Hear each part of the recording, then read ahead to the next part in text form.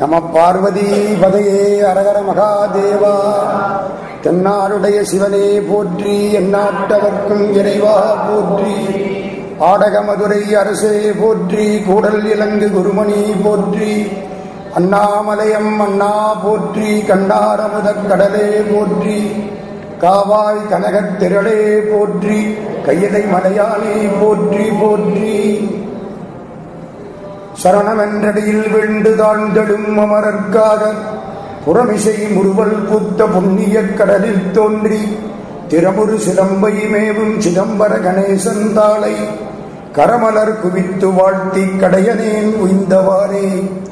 வரம் கொண்ட உமை முளைப்பால் மனங்கொண்ட செவ்வாயும் பரங்கொண்ட களிமையிலும் 12 கண்மலரும் சிறங்கொண்ட மறையிறைஞ்சும் சேவடியும் செந்தூரன் கரம் கொண்ட வேலும் எந்தன் கண்ணை விட்டு நீங்காவே. உலகலாம் உணர்ந்தோதற்கரியவன் நிலவுலாவிய நீர்மலிவேணியன் அழகில் சோதியன் அம்பலத்தாடுவான் மலர் சிலம்படி வாழ்த்தி வணங்குவான். தூக்கு சீர்திருத்தொண்ட தொகை விரிவாக்கினால் சொல்ல வல்லவிரான் எங்கள் பாக்கிய பயனாய் பதிகுன்றை வாழ் சேக்கிழான் அடி சென்னி இருத்துவாம்.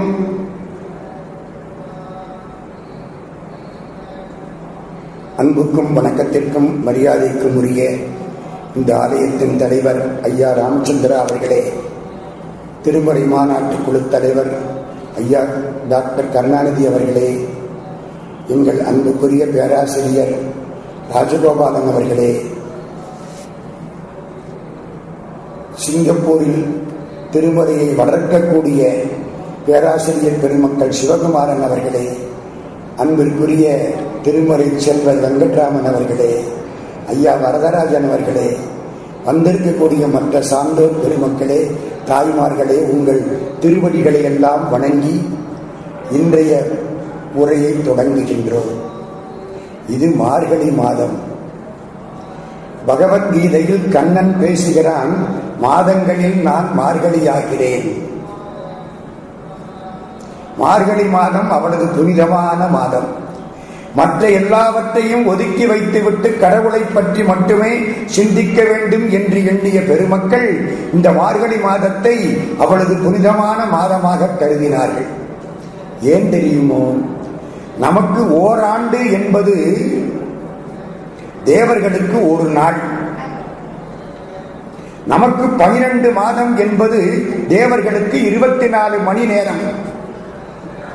அப்போ நமக்கு ஒரு மாதம் என்பது தேவர்களுக்கு 2 மணி நேரம்.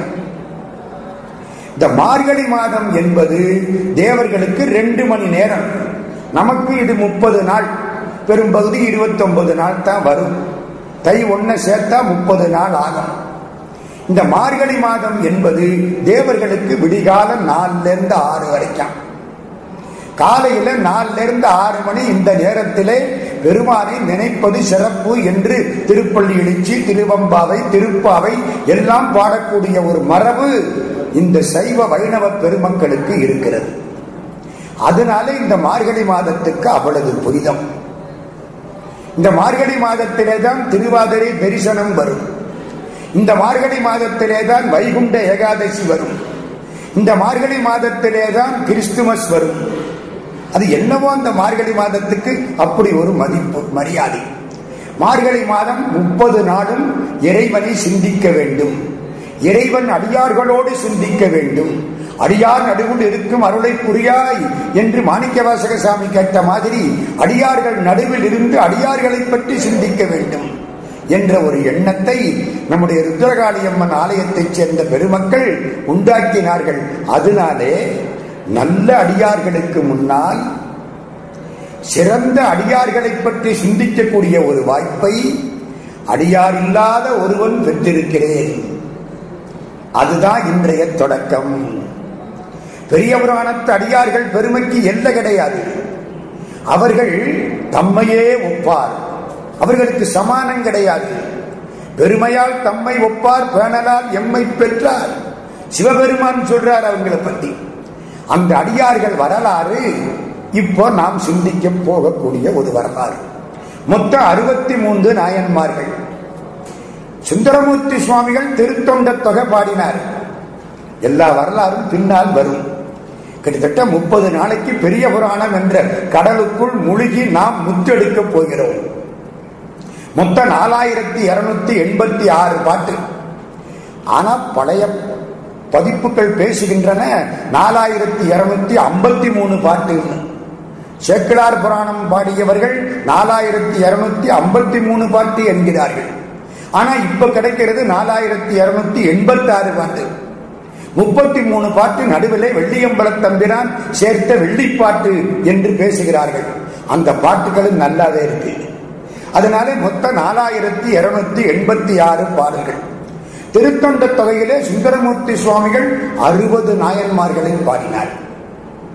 அவரை சேர்த்தா 61, அவங்க அப்பா சடையனார சேர்த்தா 62, அவங்க அம்மா இசைஞானியார சேர்த்தா 63. இந்த 63 பேரையும் பாடக்கூடிய வாய்ப்பு சேக்கிழாருக்கு கிடைச்சது. இவர்கள் வரலாறு என்ன? தமிழ்நாட்டினுடைய பண்பாட்டு வரலாறு, தமிழ்நாட்டினுடைய ஆன்மீக வரலாறு, தமிழ்நாட்டினுடைய இலக்கிய சிறப்பு, இவ்வளவும் சேர்ந்த ஒரு நூல் பெரிய புராணம். கந்தனுடைய புராணத்துக்கு கந்த புராணம் என்று பெயர். திருவிளையாடலை சொன்னால் திருவிளையாடல் புராணம் என்று பெயர். ஆனால் பெரிய புராணத்துக்கு மட்டும் பெரிய புராணம் என்று பெயர். ஏன்? திருத்தொண்டர் புராணம் என்பதை விட பெரிய புராணம் என்பது பேச்சு வழக்கில் உள்ளது. ஏன் பெரிய புராணம்? தொண்டர்தம் பெருமை சொல்லவும் பெரிதே. சிவபெருமான் தொண்டர் உள்ளத்துக்குள் அடக்கம். அதனால தொண்டர்தம் பெருமை சொல்லவும் பெரிதே. தொண்டர்கள் வரலாறு பெரிய புராணம். ஆண்டவன் வரலாறு கூட அடியார்களுக்கு முன்னால் பெரிய புராணம் என்று பேசப்படவில்லை. அடுத்த செய்தி, பெரிய புராணம் என்ன சொல்லுகிறது? கோயிலுக்கு சென்ற அடியார்கள் வரலாறை கூறுகிறதா? இல்லை. வழிபட்ட நாயன்மார்கள் வரலாறை கூறுகிறதா? இல்லை. அதெல்லாம் ஒரு ஓரத்தில் இருக்கு. என்ன முக்கியம் தெரியுமா? அடியார்கள் விட்டு வாசற்படியில் ஆண்டவன் வந்து காத்து கிடக்கிறான் என்ற செய்தியை சொன்னது பெரிய புராணம். நீங்க கோயிலுக்கு போறது இருக்கட்டும், உங்க வீட்டு வாசற்படியிலே பெருமான் காத்து கிடக்கிறான். கதவை திறங்கள், மனக்கதவை திறங்கள். மறைக்கதவை திறந்தது மாதிரி மனக்கதவை திறங்கள். எம்பெருமான் உங்கள் வீட்டு வாசற்படியிலே காத்து கிடக்கிறான் என்று பேசியது பெரிய புராணம். திருமுறைகள் 12, அதன் ஆசிரியர் பெருமக்கள் 27 பேர். திருமுறை ஆசிரியர்கள் சிவபெருமானை சேர்த்து 27 பேர். நம்ம 27 நட்சத்திரம் மாதிரி. தொடங்கி வைத்த பெருமை, முதலில் பாடிய பெருமை, முதலில் வைக்கப்பட்ட பெருமை திருஞான சம்பந்தருடைய பாடலுக்கு உரியது. தோடுன்னு ஆரம்பிச்சார். இட்டு பிளஸ் ஓ தோ, தோடு. அம்பாள் பெருமை தோடு. அதை கடைசியா நிறைவு செய்யக்கூடிய பெருமை சேக்கிழாருக்கு வாய்த்தது. உலகலாம் என்று முடித்தார். முதல் எழுத்து தோ. 18,000 சொச்சம் பாட்டு திருமுறைகள். கடைசி பாட்டு உலகலாம். இம் தோ இம். இட்டு பிளஸ் ஓ தோ. ஓம் ஓம். ஓம் முன்னால இம் பின்னாலையும் சேர்த்தா ஓம். ஆக திருமுறைகள் எல்லாம் ஓங்கார தத்துவத்தை அடக்கியவை. ஓமெழுத்தில் அன்பு மிக ஊறி ஓவியத்தில் அந்த அருள்வாயே என்பது திருப்புகழ். நிறைவு செய்யக்கூடிய பெருமை சேக்கிழாருக்கு வாய்த்தது. தெய்வம் மணக்கும் செய்யுளெல்லாம். மகாவித்துவான் மீனாட்சி சுந்தரம் பிள்ளை பெரிய புராணத்துக்கு இப்படி சொல்றார். தெய்வம் மணக்கும் செய்யுளெல்லாம். எங்கே தொடங்குவது? 2 நிகழ்ச்சிகளை சொல்லி நூலுக்குள் போகிறேன். முதலாவது நிகழ்ச்சி, சேக்கிழார் பெருமான் பெரிய புராணத்தை பாடினார். கிட்டத்தட்ட 12ஆம் நூற்றாண்டு. அதை எல்லோரும் ஒப்புக்கொள்கிறார்கள். பாடினார். பாடி முடித்தது. பாடி முடிந்த பின்னால் பல பெருமக்கள் அதற்கு உரை எழுதினார்கள். அந்த உரைகளில் மிக சிறப்பான உரை, அற்புதமான உரை, விளக்க உரை, நயமான உரை, சைவ சித்தாந்தத்தில் ஈடுபட்ட பெருமக்கள் தலைமேல் வைத்து கொண்டாடக்கூடிய உரை சிவக்கவிமணி சி கே சுப்பிரமணிய முதலியார் எழுதியது. கோயம்புத்தூரை சேர்ந்த பெருஞ்செல்வர். எதில பெருஞ்செல்வர்? சிவஞானத்தில பெருஞ்செல்வர். வக்கீல் சிவஞான பெருஞ்செல்வர். அதனால உரை எழுதினார் அத்தனை பாட்டுக்கும். சேக்கிழாருடைய மனத்தை அறிந்து உரை எழுதியவர் சிவகவிமணி சி கே சுப்பிரமணிய முதலியார். 7 தொகுதிகள், ஒவ்வொரு பாட்டு எழுத்தண்ணி பெரியவாச்சான் பிள்ள வியாக்கியானம் பண்ணன மாதிரி பண்ணனவர் இவர். 7 தொகுதி. 7ஆம் தொகுதி வெளியீட்டு விழா 1954 சிதம்பரத்தில். நடராஜ பெருமான் தான் எல்லாம். சைவர்களுக்கு கோயில் சிதம்பரம், வைஷ்ணவர்களுக்கு கோயில் ஸ்ரீரங்கம். கோயில்னு சொன்னா சிதம்பரம் தான் பழைய காலத்துல. அந்த கோயிலிலே அரங்கேற்றம் நடந்தது சேக்கிழாருடைய நூல். இப்போ அதுக்கான உரை அங்கே அரங்கேற்றம். இந்த 7ஆம் தொகுதி வெளியீடு, அதான் நிறைவான தொகுதி. வெள்ளான சருக்கத்தில் முடிக்கிறார். இந்த வெளியீட்டு விழாவுக்கு பல பெருமக்கள் வந்திருந்தார்கள்.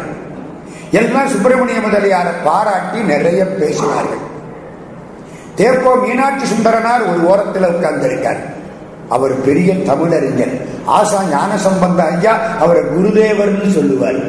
அந்த அளவுக்கு மதுரை காமராசர் பல்கலைக்கழகத்தினுடைய முதல் துணைவேந்தர் தேப்போ மீனாட்சி சுந்தரனார். அவர் அந்த ஓரத்தில் உட்கார்ந்தவர் எழுந்திருச்சார். ஐயாவுக்கு ஒரு பரிசு கொடுக்க வந்தார். என்ன பரிசு தெரியுமா? இவ்வளவு பெரிய புத்தகம், அந்த 7ஆம் தொகுதி. அதுக்கு பூரா கலிக்கா கட்டுங்கிற மாதிரி பைண்ட் பண்ணிட்டார். பைண்ட் பண்ணி அதுக்கு போட்ட அட்டை அவ்வளவு சுத்தமான தங்கம். கிட்டத்தட்ட 50 பவுனாவது தேரும். அப்போ 54 தங்கத்தினால அட்டை. ஒரு பக்கம் நடராஜா, ஒரு பக்கம் சேக்கிழார் திருவுருவம் உள்ள கொண்டு வந்து கொடுத்தார். சிவகவிமணிக்கு ஒன்றும் புரியல. இவரு இந்த அளவுக்கு செய்யக்கூடிய செல்வ வளம் வாய்ந்தவர் அல்ல. ஆனா கொடுக்கிறார். வாங்கிட்டார். அவர் சொன்னார், தேப்போமி, உங்கள் பெருமைக்கு இது ஒரு சிறிய காணிக்கை. இவர் கேட்டார், இது யார் கொடுத்தது? அவர் சொன்னார், அந்த ஓரத்தில் ஒருத்தர் உட்கார்ந்து இருக்கிறாரே, அவர் கொடுத்தது. அவர் யார்? எழுந்திருக்க சொல்லுங்கள். சிவப்பா ஒருத்தர், உடம்புல திருநீரு, 16 இடத்துல திருநீரு, கழுத்துல ருத்ராட்சம், சிவா சிவா சிவா ஒரு பெரியவர் எழுந்தார். அவருக்கு அப்ப வயசு ஒரு 45 வயசு தான் இருக்கும். எழுந்தார். அவர் யாரு தெரியுமா? திருவையாற்று கோயில் திருப்பணி பண்ணினவர். 1947-48 திருவையாற்றிலே அறம் வளர்த்த நாயகி தர்ம சம்பர்தனி அவள் ஆலயத்துக்கு கருங்கல் திருப்பணி பண்ணினவர். கிட்டத்தட்ட 10 லட்சம் ரூபாய் அப்ப செலவு. அவர் எழுந்தார். அவர் பேரே மெய்யப்ப செட்டியார்னு பேரு. இந்தியன் ஓவர்சீஸ் பேங்கினுடைய டைரக்டர். எழுந்தார். இவர் கேட்டார், இந்த நூலை நீங்க கொடுக்காம ஏன் தேப்போமி கையில கொடுக்க சொன்னீங்க? அந்த பெரியவர் சொன்னார், தமிழுக்கு தமிழ் மரியாதை செய்ய வேண்டும் என்று ஆசைப்பட்டேன், அதனால தேப்போமி கையில கொடுத்தேன். நாம இருந்தா நம்ம கொடுத்தோம்னா நம்ம பேரை சொல்லி, அப்பா பேரை சொல்லி, அம்மா பேரை சொல்லி, நம்ம குடும்பத்து பேரை சொல்லி, ஊர் பேரை சொல்லி, மறந்துடாம முதல்ல என் பேரை சொல்லுங்க சொல்லி அதுக்கு அப்புறம் தானே கொடுப்போம். அவர் தந்தையரை மறைத்துக் கொண்டு தமிழுக்கு மரியாதை தமிழ் செய்ய வேண்டும். சிவகவிமணி சொன்னார், சோழ மன்னன் நடராஜ பெருமானுடைய ஆலயத்துக்கு பொன் வேய்ந்தார். இந்த மெய்யப்ப செட்டியார் சேக்கிழாருடைய நூல் உரைக்கு இப்பொழுது பொன் வேய்ந்தார் அப்படின்னாரா. ஒரு சிறப்பு. 2வது சிறப்பு, இங்க சொந்த ஊர் தேவகோட்டை. அந்த ஊர்ல சிவன் கோயிலே அந்த காலத்துல கிடையாது. 4 மூலையிலையும் 4 சிவன் கோயில் ஊருக்கு வெளியில. வெளிமுத்தின்னு ஒரு ஊரு, கண்டதேவின்னு ஒரு ஊரு, எழுவங்கோட்டைன்னு ஒரு ஊரு, இரவுசேரின்னு ஒரு ஊரு. வெளியில 4 பக்கத்துல 4 சிவன் கோயில். ஊருக்குள்ள சிவன் கோயில் கிடையாது. எல்லாருக்கும் அர்த்தம், எப்படியாவது ஒரு சிவன் கோயில் கட்டிடணும். ஏறத்தாழ ஒரு 150 ஆண்டுகளுக்கு முன்னால் எல்லாரும் என்ன பண்ணாங்க, ஊருக்குள்ள சிவன் கோயில் எங்க கட்டலாம், ஈசான்ய மூலையில கோயில் கட்டினா ஊர் நல்லா இருக்கும். நம்ம வீட்டுல கூட ஈசான்ய மூலையினா வடகிழக்கு மூலை, வடகிழக்கு மூலையில பூஜை அறை வைத்தால் அந்த குடும்பம் செழிப்பாக இருக்கும். வடகிழக்கு மூலை அதற்குரியது. வடகிழக்கு மூலையில தண்ணீர் வைக்கணும், ஒரு பள்ளம் பறிக்கணும், அதுல தண்ணி இருக்கணும் எப்பவுமே. இதெல்லாம் சாஸ்திரங்கள். வடகிழக்கு மூலையில ஒரு இடம் வாங்கி கட்டணும் அப்படின்னு எல்லாரும் ஏற்பாடு பண்ணிட்டு வந்து பார்த்தா இவங்க பார்த்த இடத்த வேற ஒருத்தர் விலைக்கு வாங்கிட்டார். முதல்ல அவர் தான் வாங்கி இருக்காரு, அப்புறம் தான் இவங்க போய் பார்த்து இருக்கிறாங்க. இந்த இடம் நல்லா இருக்கு, இல்ல இந்த இடத்த முன்னாலே வித்தாச்சு. யாரு வாங்கினவர்? மகாவித்வான் மீனாட்சி சுந்தரம் பிள்ளையினுடைய மாணவர் வன்றொண்டர் நாராயணன் செட்டியார் வாங்கிட்டார். அவருக்கு பேரு வந்தொண்டர் பேரு. யாரு வச்ச பேர் தெரியுமா? மகாவித்வான் மீனாட்சி சுந்தரம் பிள்ளை வச்ச பேரு. ஊவே சாமிநாதையருக்கு ஆசிரியர் மகாவித்வான் மீனாட்சி சுந்தரம் பிள்ளை. ஏன் வன்றொண்டர்னு பேர் வச்சார் தெரியுமோ? ஒவ்வொரு நாளும் பிள்ளையாருக்கு முன்னால 108 முறை காதை பிடிச்சுக்கிட்டு ஒழுங்கா உச்சி போட்டு எந்திரிப்பாராம். நம்மள மாதிரி எல்லாம் ஜம்ப் பண்றது இல்லை, கீழே உட்கார்ந்து எந்திரிக்கணும். ஒரு 10 முறை உட்கார்ந்து எந்திரிச்சாவில தெரியும், தூக்கி விடுறதுக்கு 2 ஆள் தேவைப்படும் நமக்கு. 108 முறை உச்சி போட்டு 108 கும்பிடு போட்டு எந்திரிப்பாராம். அப்பா உன் தொண்டு வந்தொண்டு அப்படின்னாரா மகாவித்வான். அதனால இவருக்கு வன்றொண்டர்னு பேரு.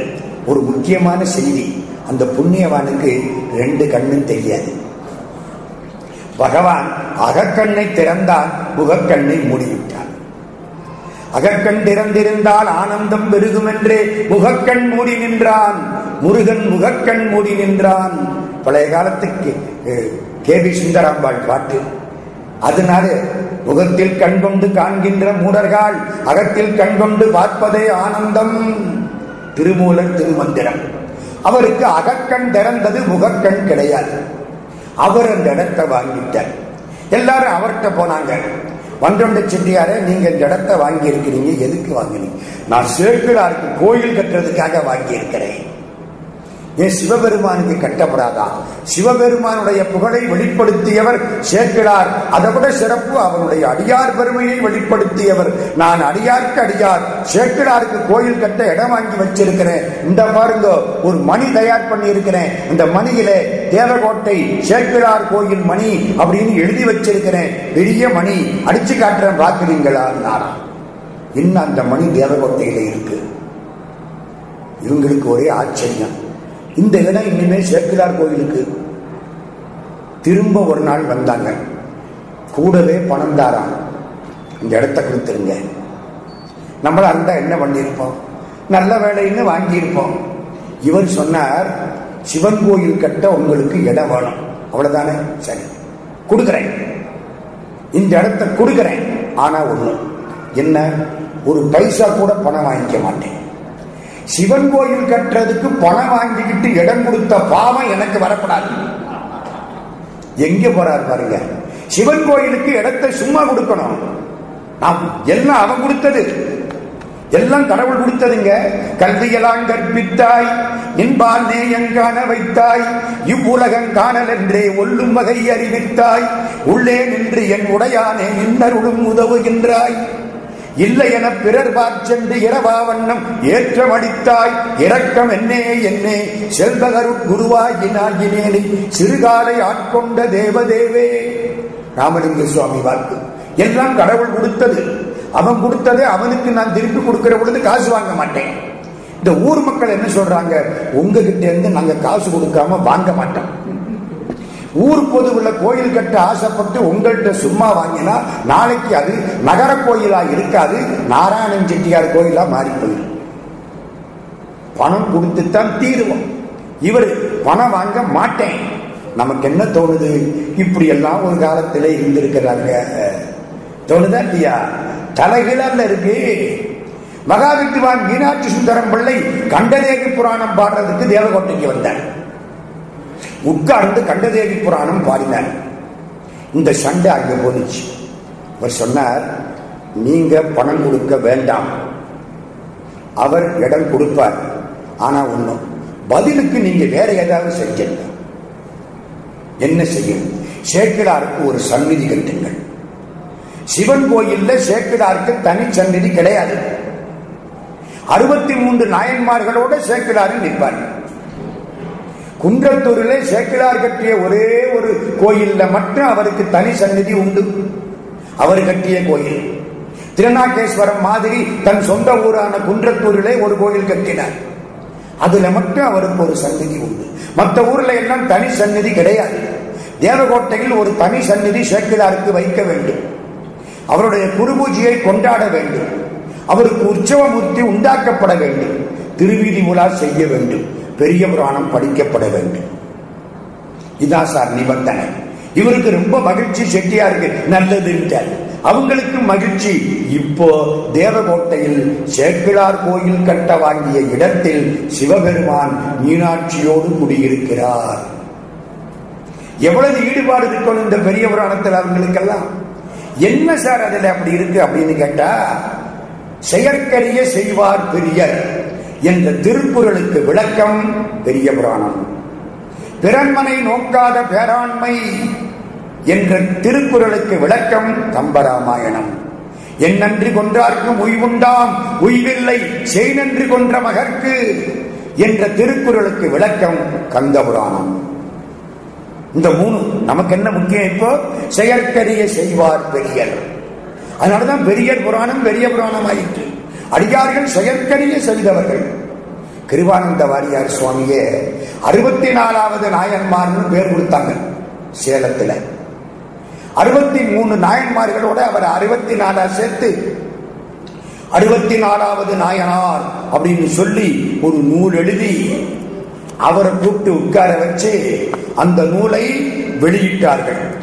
சாமி கேட்டார், வெளியிடுறதுக்கு முன்னால இந்த நூல் மொத்தம் எத்தனை அச்சு போட்டீங்க? 1000 பிரதி அச்சு போட்டோம். 1000 பிரதியவும் கொண்டாந்து இங்க வைங்க. எல்லாருக்கும் மகிழ்ச்சி. வித்து கொடுக்க போறாரு சாமி. கொண்டாந்து வைங்க. கொண்டாந்து வச்சாச்சு. எல்லாம் சரியா போச்சா? இன்னும் யார்கிட்டயாவது இருக்கா? எல்லா பிரதியும் கொண்டாந்தாச்சு. சரி, பெட்ரோலை கொண்டாங்க, ஊத்தி கொளுத்த. ஒரு புத்தகம் மிச்சம் இருக்கப்படாது. இருந்தா நான் பேச மாட்டேன். என்ன போய் 64வது நாயன்மார்னு சொல்றதுக்கு எனக்கு என்ன தகுதி இருக்கு? என்ன சுண்ணாம்பு கால வாயிலையா போட்டாங்க? இல்ல யானை வந்து என் தலையை இடறிட்டா? நான் என்ன இறந்தவங்களை எழுப்பினேனா? முதலை வாய் பிள்ளையை 7-8 வருஷம் கழிச்சு எழுப்பினேனா? எனக்கு போய் 64வது நாயன்மார்னு பட்டம் கொடுத்தா நாளைக்கு வரிசைக்கு 65, 66, 67, அவர் சிபாரிசுக்கு இவர் 68வது நாயனார், இவர் சிபாரிசுக்கு இவர் 69வது நாயனார்னு அது பூரா கெட்டுல போயிடும். சொன்னது யாரு? கிருபானந்த வாரியார் சாமி புண்ணியவான். அப்ப எவ்வளவு மரியாதை அந்த 63க்கு. பகவான் ரமணரை திருத்திய பெருமை 63க்கு உரியது. பகவான் ரமணர் சின்ன குழந்தையா இருக்கிற பொழுது அவங்க அப்பா அம்மா வச்ச பேர் தெரியுமா? வெங்கட்ராமன். இந்த பிள்ளை சின்ன குழந்தையா இருக்கிற பொழுது படிச்சது பெரிய புராணத்தை. ஒரு ஆசை, பெரிய புராணம், ரொம்ப மகிழ்ச்சி. அப்படியே படிச்சு மீனாட்சி அம்மன் கோயிலுக்கு வந்து 63 பார்த்து கும்பிட்டு போயிடும். ஒரு 10-12 வயசு அவங்க அப்பா இறந்து விட்டார்.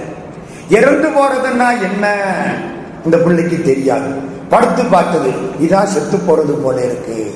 படுத்தா மூச்சு ஓடுதே, எங்க அப்பாவுக்கு மூச்சு ஓடலையே. அப்ப இது சாகுறது இல்லை, வேற என்னவோ. இந்த குழந்தைக்கு எப்படி இருக்கான்?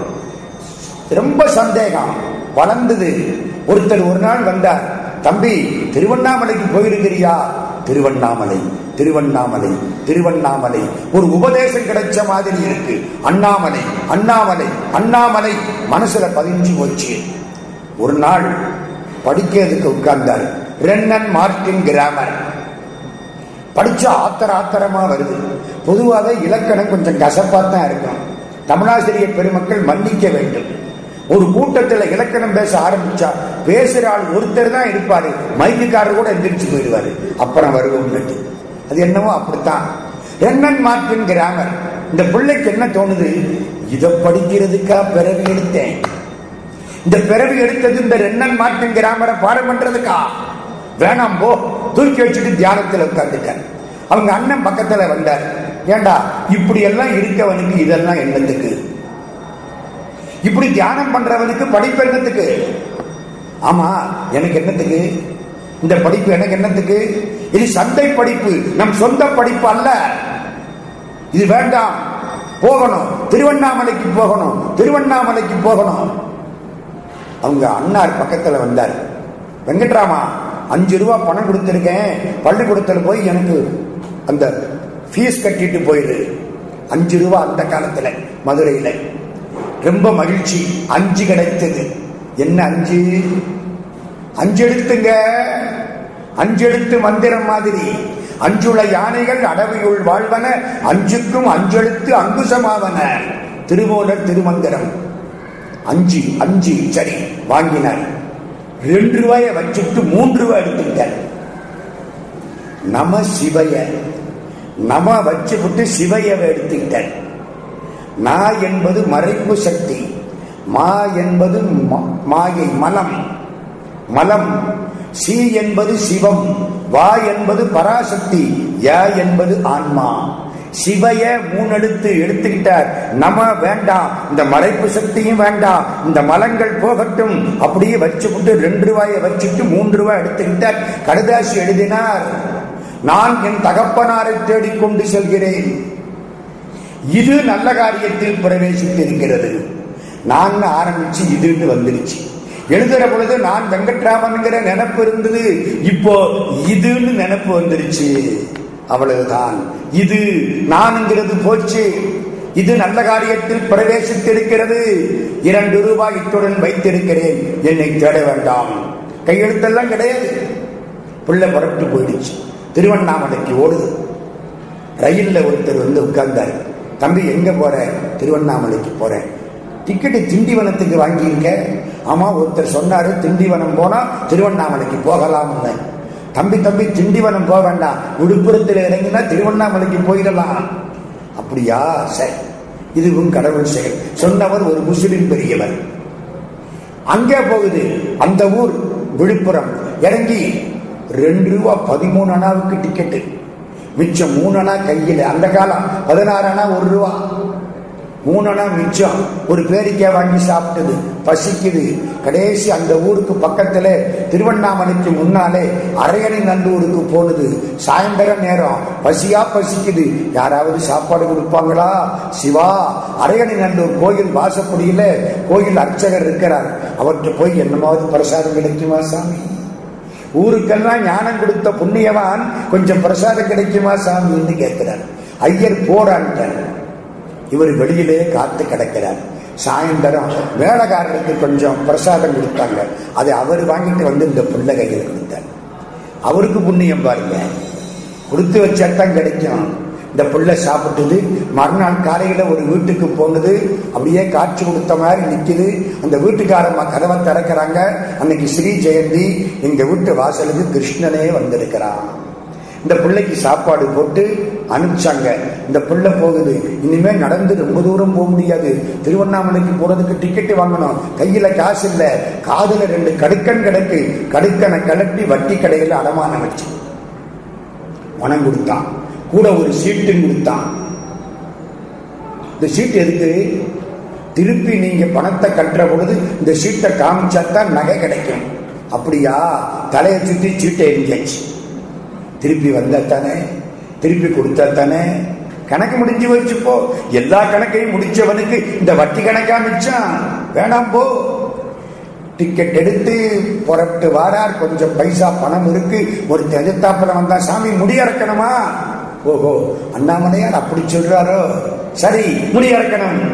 முடி இறக்கி மிச்ச காசு அவர்கிட்ட கொடுத்து அந்த ட்ரௌசரு அந்த சட்டை எல்லாத்தையும் கலட்டி தூக்கி எரிஞ்சு கட்டின கோவணத்தோட போய் பாதாள லிங்கத்தை கும்பிட்டு மலையை சுத்தி வந்து அண்ணாமலையார கும்பிட்டு தவத்துல உட்கார்ந்தது. போன பையன் வந்த பையன் எல்லாரும் கல்லால் அடிச்சா. சேஷாத்திரி சுவாமி மேலே இருந்து பார்த்தார். உள்ள ஒரு சாமி தவம் பண்ணுதுன்னார். முதலியார் இங்க வாங்கோ, அண்ணாமலை முதலியார் இங்க வாங்கோ. அண்ணாமலை முதலியாரை கூட்டிட்டு போய் சேஷாத்திரி சுவாமியும் அண்ணாமலை முதலியாரும் அப்படியே தூக்கினாங்க. ரமண பகவான் வெங்கட்ராமன் கிட்டத்தட்ட ஒரு 10-12 மாசம் உள்ள தவம். தொடையெல்லாம் போச்சு. ஒரு பக்கம் நட்டுவாக்காளி, தேடு, பாம்பு எல்லாம் கடிச்சு கடிச்சு கடிச்சு அந்த ஒரு கால் தொடை அந்த மாதிரி ஆயிப்போச்சு. சாமி நடக்கிற போதே ஒரு காலம் தாங்கி நடப்பார். பார்த்தீங்கன்னா தெரியும். திருவண்ணாமலையில தூக்கிட்டு வெளியில வந்து உட்கார வச்சா பிரஜையே கிடையாது. அண்ணாமலை முதலியார் உடம்பு முழுக்க தயிர் சாதத்தை தடவினார். 3-4 நாளைக்கு அப்புறம் பிரஜை வந்தது. சாப்பாடு கொடுத்தாங்க, சாப்பிட்டார். தீபம் காமிச்சாங்க, வேணாம்னுட்டார். தீபம் எல்லாம் கூடாது. ஒரு மாசம் ஆச்சு, கொஞ்சம் தேறி இருக்கார், பேசல. நிமிர்ந்து பார்த்தார், ஒரு புத்தகம் இருந்தது, புத்தகத்தை எடுத்தார், படிக்க ஆரம்பிச்சார். அண்ணாமலை முதலியார் எட்டி பார்த்தார், புத்தகத்தை பிரட்டிட்டு போய் கையை வச்சார். திருச்சுழின்னு போட்டது. அது என்ன புஸ்தகம்? சேக்கிழார் பெருமான் எழுதிய பெரிய புராண புஸ்தகம், திருத்தொண்டர் புராணம். சுந்தரமூர்த்தி சுவாமிகள் திருச்சுழியில போய் நிற்கிறார். எம்பெருமான் கனவுல காட்சி கொடுத்து யாம் இருப்பது திருக்கானப்பேர் என்கிறார். அந்த இடத்தை காமிச்சார், திருச்சுழி. சாமிக்கு சொந்த ஒரு திருச்சுழியா? அண்ணாமலை முதலியார் கேட்டார், தலையை அசைச்சார். அண்ணாமலை முதலியார் ஆடு விட்டார், திருச்சுழிக்கு வந்தார்கள். இவங்க மாமா அங்கே இருந்தார், அப்பா காலமாயிட்டார், இல்ல அம்மா மட்டும்தானே அழகம்மையார். அங்கிருந்து மாமா புறப்பட்டு வந்தார், பார்த்தார், வெங்கட்ராமன் வர்றதா இல்லை. அம்மாவே புறப்பட்டு வந்தா, அம்மாவை பார்த்தார், தாயே வேண்டாம், இது நல்ல காரியத்தில் பிரவேசித்திருக்கிறது. இந்த அடியார்களோடு அடியாராக நான் திருவண்ணாமலையில் இருக்க போகிறேன். போதும், இனிமேல் சொன்னார் ரமண பகவானுடைய வாழ்க்கை நீண்ட நெடிய வாழ்க்கை. பெரிய புராணத்துக்கு அவ்வளவு சிறப்பு. சேக்கிழார் வரலாற்றை உமாபதி சிவாச்சாரியார் பாடினார். சேக்கிழாருடைய வரலாறு ரொம்ப சுருக்கமாக சொல்லுகிறோம். தொண்ட நாடு, தொண்டை நன்னாடு சான்றோர் உடைத்து, ஔவையார் வாக்கு. வேடம் உடைத்து மலை நாடு, மலை நாட்டில யானை அதிகம். மேதக்க சோழ வளநாடு சோர் உடைத்து, சோழ நாட்டில சோர் அதிகம். சோற்றால் மடையடைக்கும் சோநாடும் பாங்க. எங்க இதையா பாடி இருப்பா ஔவையா? ஒரு ஊர்ல சோறு ரொம்ப கிடைக்குதுன்னா அது என்ன அவ்வளவு புகழா? இல்லை, சோறுன்னா வேற அர்த்தம் உண்டு. சோறுன்னா மோட்சம்னு அர்த்தம். பாதகமே சோறு பற்றினவா தோல் நோக்கம், மாணிக்க வாசக சாமி. சோறுன்னா மோட்சம்னு அர்த்தம்ங்க. கோயிலுக்கு போனா சோறு கிடைக்கும்னா என்ன அர்த்தம்? மோட்சம் கிடைக்கும்னு அர்த்தம். நம்ம வாங்குற தயிர் சோறு அதெல்லாம் கிடையாது. அப்ப சோறுன்னா சோழ வளநாட்டிலே பல ஞானிகள், பல சன்னியாசிகள், பல அடியார்கள், திருவாரூர் தேவாசிரியன் மண்டபம் எல்லாம் இருந்ததுனாலே அது மோட்சம் தரக்கூடிய இடம். சோழ வளநாடு சோறுடைத்து, பூழியர்கோன் தென்னாடு முத்துடைத்து. எங்க பாண்டிய நாடு, நான் மதுரைக்காரன். அதனாலே அது முத்துடைத்து. என்ன முத்து கிடைக்கிறது ஒரு பெருமையா? முத்துன்னா என்ன தெரியுமா? சிப்பியில இருந்து தானா வெளியில வர்றது முத்து. முத்துவுக்கு பாலிஷ் போட வேண்டாம், அது இயல்பாகவே ஒளி நீக்கிறது முத்து. இயல்பாக விடுபட்டு இயல்பாக ஒளியை சேர்ப்பது முத்து. அதான் முத்தின்னா. முத்தின்னா என்ன அர்த்தம்? இயல்பாக விடுபடுவது, எல்லாத்தில இருந்தும் விடுபடுவது. வீடு பேருன்னா விடுவது வீடு, முத்தி. அதனாலதான் அந்த முத்தி நிலையடைந்த ஞானிகள் அதிகம். அதனாலே பூழியர்கோன் தென்னாடு முத்துடைத்து, தென்னீர் வயல் தொண்டை நன்னாடு சான்றோர் உடைத்து. தொண்ட நாட்டிலே சான்றோர்கள் அதிகம். செங்கல்பட்டு, காஞ்சிபுரம், சென்னை, குன்றத்தூர் எல்லாம் தொண்ட நாடு. அங்கே தோன்றினார் சேக்கிழார் குடியில் ஒருவர். அவருக்கு அருண்மொழித்தேவர்னு பேரு. அவர் தம்பிக்கு பாலராவாயர்னு பேரு. சேக்கிழார் குடும்பம் என்பது வேளாளர் மரபு. வேளாளன் என்பான் விருந்திருக்க உண்ணாதான். அந்த மரபிலே தோன்றியவர். இவருக்கு நிறைய அறிவு. மகாராஜா பார்த்தான், அந்த காலத்தில் அறிவாளிகளைத்தான் அமைச்சராக்குவார்கள். அதனால அறிவாளியா இருந்த உடனே இவரை கூப்பிட்டு அமைச்சனாக்கி உத்தம சோழ பல்லவன் ஒரு பட்டம் கொடுத்தான். சோழ நாட்டு திருநாகேஸ்வரம் மாதிரி தன் குன்றத்தூரிலே ஒரு கோயில் கட்டினார் இவர். அருள்மொழித்தேவன் என்கிற பேரு மறைஞ்சி உத்தம சோழ பல்லவன் என்கிற பேரு கல்வத்தில ஏறி பின்னாலே அதுவும் மறைஞ்சி குடிப்பெயர் சேக்கிழார் என்று வந்தது. சேக்கிழார்னா என்ன அர்த்தம்? சேன்னா ரிஷபம்னு அர்த்தம், அதாவது இடவக்குடி. சேக்கிழார்னா ரிஷபக்கொடியுடைய சிவபெருமானுக்கு வழி வழியாய் தொண்டாற்றக்கூடிய தலைவர்கள் நிறைந்த கொடி. அந்த குடி சேக்கிழார் மரபில் தோன்றியமையினாலே இவருக்கு சேக்கிழார் என்று பெயர். திருத்தொண்டர் திருவந்தாதியை இவர் அடிக்கடி சொல்லுவாராம். அதுல அடியார்கள் வரலாறு ஒவ்வொரு பாட்டுல வரும். அதை அந்த மன்னன் கேட்டு இருக்கிறார். இது என்ன புது வரலாறா இருக்கு, இதுவரைக்கும் கேட்காத வரலாறா இருக்கு, இவங்கெல்லாம் யாரு என்னன்னு கேட்க. சேக்கிழார் அதையெல்லாம் சொல்ல, இதையெல்லாம் நீங்க எப்படியாவது வெளிப்படுத்தணுமே, பாடணுமே. அந்த காலத்துல பெரும்பகுதி பாட்டுத்தான், வசனம் எல்லாம் பின்னால வந்ததுதான். பல இலக்கியம் பாருங்க, பெரும்பகுதி பாட்டு தான் எல்லாம். நீங்க பாடணும். சேக்கிழாருக்கு ஒன்னும் புரியல, நான் எங்க போய் பாடுறது? சிதம்பரத்துக்கு வந்தார், நடராஜ பெருமான் காலில் விழுந்தார். பெருமானை அடியார்கள் பெருமையை பாட வேண்டும் என்று மன்னன் ஆணையிடுகிறான். நான் எப்படி பாடுவது?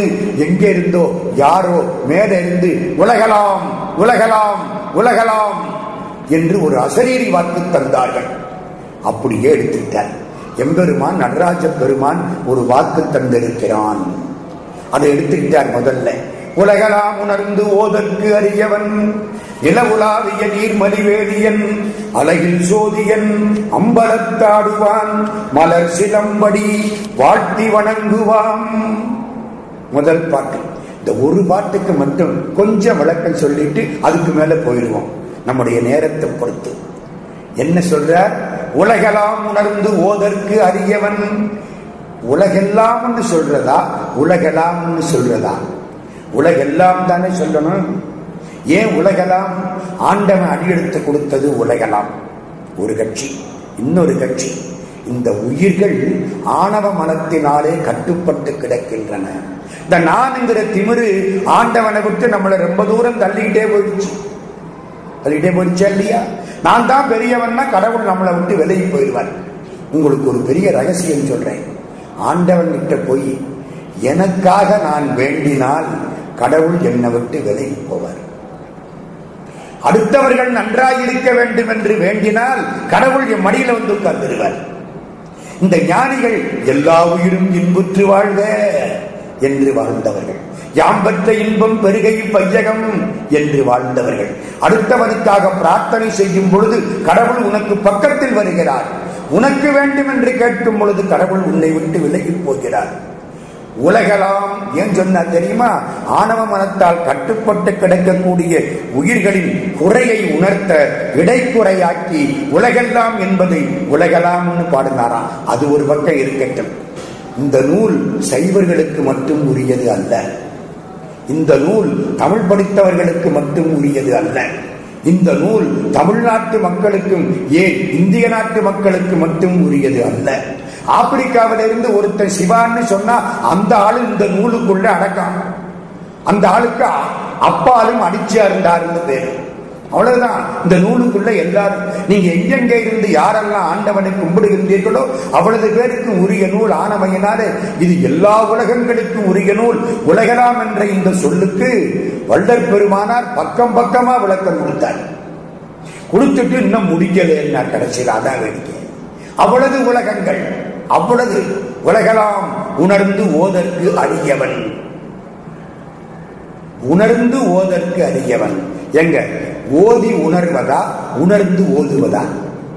படிச்சதுக்கு அப்புறம் உணர்வா, இல்ல உணர்ந்ததுக்கு அப்புறம் படிப்பா? உணர்ந்ததுக்கு அப்புறம் படிச்சா கண்ணீர் வரும், அதுக்கு முன்னால படிச்சா அறிவு வரும். ஓதுவது காதலாகி கசிந்து கண்ணீர் மல்கி ஓதுவார். அந்த கசிந்து கண்ணீர் மல்கி பாருங்க, அதுதான் உணர்ந்து. முதல்ல ஆண்டவனை உணர்ந்து கொள், மனசுக்குள்ள இருக்கிறான் என்பதை உணர்ந்து கொள். அப்புறம் அவன் பெருமையை பேசி உனக்கு மிகச் சிறப்பாய் இருக்கும். உலகலாம் உணர்ந்து ஓதற்கு அருமையானவன். நிலவு உலாவிய, நிலவுன்னா சந்திரன், நிலவு உலாவிய நீர்மலி வேடியல். தலையிலே சந்திரனையும் பிறையை தண்ணீரையும் கொண்டவன் கங்கை. நிலவுலாவிய நீர்மலி வேடியன், அழகில் சோதியன், ஜோதி வடிவமானவன், அம்பலத்திலே ஆடக்கூடிய பெருமான். மலர் சிலம்பு அடி, சிலம்பணிந்த திருக்கடல், மலர் போன்ற திருக்கடல், அதை வாழ்த்தி வணங்குவான். இதாங்க பாட்டு. இதுக்கு எவ்வளவு விளக்கம் தெரியுமா? இந்த பாருங்க, ஓதியின்னார்ல, ஓதுவது வாய்க்கு இன்பம். இந்த ஜோதி நிலவு தலையில இருக்குன்னார்ல, அது நிலவை பார்த்தா கண்ணுக்கு இன்பம். மலர், மலர் சிலம்படி, மலர்ல மனம் வீசும், மூக்குக்கு இன்பம். சிலம்பணிந்த திருத்தாள்னர், சிலம்பு கலகல கலன்னா காதுக்கு இன்பம். வாழ்த்தி வணங்குவான், கீழே விழுந்து வணங்கினா உடம்புக்கு இன்பம். ஐம்புல இன்பமும் நடராஜ பெருமானிடத்திலே இருக்கிறது. பாட்டு அப்படி வருதுங்க. 4 நாள். இன்னொன்னு தெரியுமா? இதுல உள்ள எழுத்து எண்ணி பார்த்தா கூட்டி சேர்த்து எழுதி எண்ணி பார்த்தா 63 எழுத்து, பிரிச்சு எண்ணி பார்த்தா 72 எழுத்து. போய் பாருங்க. உலகலாம் உணர்ந்தோதற்கரியவன் நிலவுலாவிய நீர்மலி வேணியன் அழகில் சோதியன் அம்பலத்தாடுவான் மலர் சிலம்படி வாழ்த்தி வணங்குவான். இப்படி சேர்த்து படிச்சீங்கன்னா எழுத்த எண்ணி பார்க்கணும். 63 எழுத்து.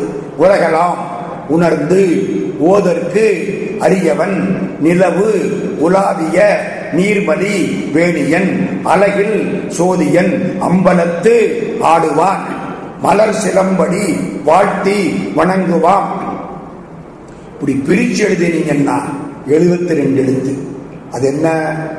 நாயன்மார்கள் 63 பேர் தனி அடியார்கள், தொகையடியார்கள் 9 செட்டு. தில்லைவாழம் பெருமக்கள் அப்பாலும் அடிச்சார்ந்தார். இந்த மாதிரி ஒரு 9 செட்டு. இவங்களுக்கெல்லாம் பேரு தொகையடியார்கள். 63 9 72 சேர்த்து படிச்சா 63 எழுத்து, பிரிச்சு பிரிச்சு படிச்சா 72 எழுத்து. சேக்கிலார் என்ன எழுத்தெண்ணியா பாடினார்? நடராஜ பெருமான் அருள் புரிந்தார். ஐம்புலனுக்கு இன்பம் அம்பலத்தாடுவார்ல. அம்பலங்கிறது நிலம். தலையில தண்ணி இருக்குன்னார்ல, அது நீர். ஜோதினார்ல, அது நெருப்பு. சடையினார்ல, வேணி ஜடை, அது காற்றில் ஆடக்கூடியது, காற்று. உலகலாம் என்னார்ல, அது ஆகாசம். ஆக 5 பூதத்தையும் பாடிய பாட்டு. இன்னும் ஒண்ணு, அம்பலத்தாடுவான்னா கடவுள் பதி. உலகலாம் உலகத்துல உள்ள மக்கள் பசு. ரொம்ப அரியவன் அப்படின்னா பாசம் இருக்கிற பொழுது அவனை பார்க்க முடியாது. உங்க பதி பசு பாசம் இதையும் காட்டக்கூடிய மாதிரி ஒரு பாடல். உலகலாம் உணர்ந்து ஓதற்கரியவன். அப்புறம் சிலம்பு மகளிர் அணிவது, அதை சுட்டி காட்டினமையினாலே உமையொரு பாகன். திருவடியை மட்டும் பாடுறாரு பாருங்க. மலர் சிலம்படி வாழ்த்தி வணங்குவான். திருவள்ளுவர் கற்றுக் கொடுத்தது. அவர் வேற எதையும் பாட மாட்டார். பிறவி பெருங்கடல் நீந்துவர் இந்தார் இறைவன் அடி சேராதார். கற்றதனாலாய பயனென்கொள் வாழறிவன் நல்தாள் தோளாரில். திருவடியை மட்டும்தான் பாடுறார். திருவடியை மட்டும் முதல் பாட்டுல பாடிட்டார். ஏன் தெரியுமில்ல? திருவடிக்கு என்ன சிறப்பு தெரியுமா? முருகப்பெருமானுக்கு 6 முகம். 6 முகத்துக்கு 12 கை. ரொம்ப சரி. 6 முகத்துக்கு எத்தனை கால் இருக்கணும்? எனக்கு ஒரு முகத்துக்கு 2 கால் 2 கை. 6 முகத்துக்கு 12 கை 12 காலில் இருக்கணும். முருகப்பெருமான் 2 காலோட வந்து நிற்கிறாரு. இது என்ன கணக்கு? அவருக்கு என்ன பெருக்க தெரியலையா? கணக்கு தெரியலையா? ஏன் 12 கால 2 கால ஆக்கிட்டார்? கருணை. என்ன கருணை? வழிபடக்கூடிய பக்தனுக்கு 2 கை தானே இருக்கு. அவன் பிடிக்கிறதுக்கு 2 காலம் இருந்தா தானே பிடிச்சுக்குவான். 12 காலம் இருந்தா எந்த காலம் பிடிக்கிறதுன்னு பார்த்து எந்த காலையும் பிடிக்காம விட்டுருவானே. அருள் என்பது ஒரு திருவடி, ஞானம் என்பது ஒரு திருவடி. 2 திருவடியை கொண்டு வந்தான். அதனாலதான் திருவடிக்கு அவ்வளவு பெருமை. நமக்கெல்லாம் என்ன பேர் தெரியுமா? அடியார்னு பேர். எங்க ஊர்ல எல்லாம் கவனமா சொல்லணும். சில பேர் காதல அடியாள்னு விழுந்துடும். அடியார்கள், அந்த அடியார்கள் பெருமை அதை காட்டக்கூடியது. தூவெண் மதிசூடியது. இந்த ஒன்னே ஒண்ணு சொல்லிடவா? தூவெண் மதிசூடினார்ல யாரு? சம்பந்த சுவாமி. சம்பந்தர் ஞாபகம் வருதா? தோடுடைய செவியன் விடையேறி ஓர் தூவெண் மதிசூடி. அதுல இருந்து நிலவுலாவியங்கிற வார்த்தையை எடுத்துக்கிட்டார். அப்பர் சுவாமி முதல் பாட்டு என்ன? கூற்றாயினவாறு விளக்குகிறேன் ஏற்றாய் அடிக்கே. அதுல இருந்து மலர் சிலம்படி எடுத்துட்டார். சுந்தரமூர்த்தி சுவாமி பித்தா பிறைசூடி, அதுவும் பித்தா பிறைசூடி. நிலவுலாவியவுக்குள்ள அந்த பிறை வந்துருச்சு. மாணிக்கவாசக சுவாமி நமசிவாய வாழ்க நாதன் தாழ் வாழ்க வாழ்த்தி வணங்குவாம் எடுத்துட்டார். ஆக 4 பெருமக்களுடைய முதல் பாடலையும் இணைத்து பார்த்தால் அதிலே உள்ள சில செய்திகள் சேக்கிழாருடைய பெரிய புராணத்தில் வருகின்றன. உலகலாம் என்ற பாடலுக்கு அவ்வளவு விளக்கம் ஞானிகள் கூறியிருக்கிறார்கள். பாட ஆரம்பிச்சார். பாட்டு மடதிறந்த வெள்ளமாக கொட்டிற்று. அடியார்கள் வரலாற்றை ஆண்டவன் சொல்ல இவர் பாடினார். 4286 பாடல்கள் நிறைவடைந்தன. மகாராஜா ஓடி வந்தார், காலில் விழுந்தார், வணங்கினார். இந்த பாடலை நீங்கள் அரங்கேற்ற வேண்டும். தில்லையிலே நடராஜ பெருமானுக்கு முன்னிலையிலே சித்திரை மாதம் திருவாதிரை நட்சத்திரத்தில் தொடங்கினார். ஏன்? ஞானசம்பந்தர் அவதாரம் பண்ணது திருவாதிரை. ஞானசம்பந்தர் பால் கேட்டு அழுது பால் குடித்து ஞானம் பெற்றது திருவாதிரை. நம்மாழ்வார் அவதாரம் திருவாதிரை. சிவனுக்கு உரிய நட்சத்திரம் திருவாதிரை. சிவனுக்குரிய நட்சத்திரம்னு ஏன் சொல்றேன்னா, நட்சத்திரங்களில் மிக பெரியதும் செம்மையான நிறம் வாய்ந்ததும் ஆன திருவாதிரையை சிவனுக்குரியது என்று வைத்துக் கொண்டார்கள். சிவபெருமான் பிறந்த நட்சத்திரம்னு சொல்லக்கூடாது. அவர் பிறவாய் யாக்கை பெரியோர். அதைத்தான் முத்தொள்ளாயிரத்துல ஒரு பாட்டு ரொம்ப வேடிக்கையா சொல்லும். உலகத்தையெல்லாம் படைச்ச கடவுளை, திருவாதிரை நட்சத்திரத்தை படைத்த கடவுளை திருவாதிரையில் பிறந்தான்னு சொன்னா இது வேடிக்கை இல்லையா அப்படின்னு முத்தொள்ளாயிரத்துல ஒரு பாட்டு வரும். ஆதிரையான் ஆதிரையான் என்றென்று அயருமால் ஊர் திரை நீர் வேடி உலகு. யார? மன்னிய நாள் மீன் மதி கனதி என்று இவற்றை முன்னம் படைத்த முதல்வனை. திருவாதிரையை படைச்சவனே அவன்தான். அவனை போய் திருவாதிரையில் பிறந்தவன்னா இது வேடிக்கை இல்லையாம்ப. இன்னும் ஒண்ணு, மார்கழி மாசம் திருவாதிரை தரிசனம் நாளானைக்கு காலையில, நாளைக்கு ராத்திரி. அவ்வளவு சிறப்பானது திருவாதிரை. திருவாதிரையில் தொடங்கினார். அடுத்த வருஷம் திருவாதிரையில முடிச்சார். யாழ்ப்பாணத்து நல்லூர் ஆறுமுகநாவலர் பெருமான் எழுதுகிறார், ஆலயங்களில் மிகப்பெரிய மண்டபங்களை கட்டி வைத்தது ஏன் தெரியுமா?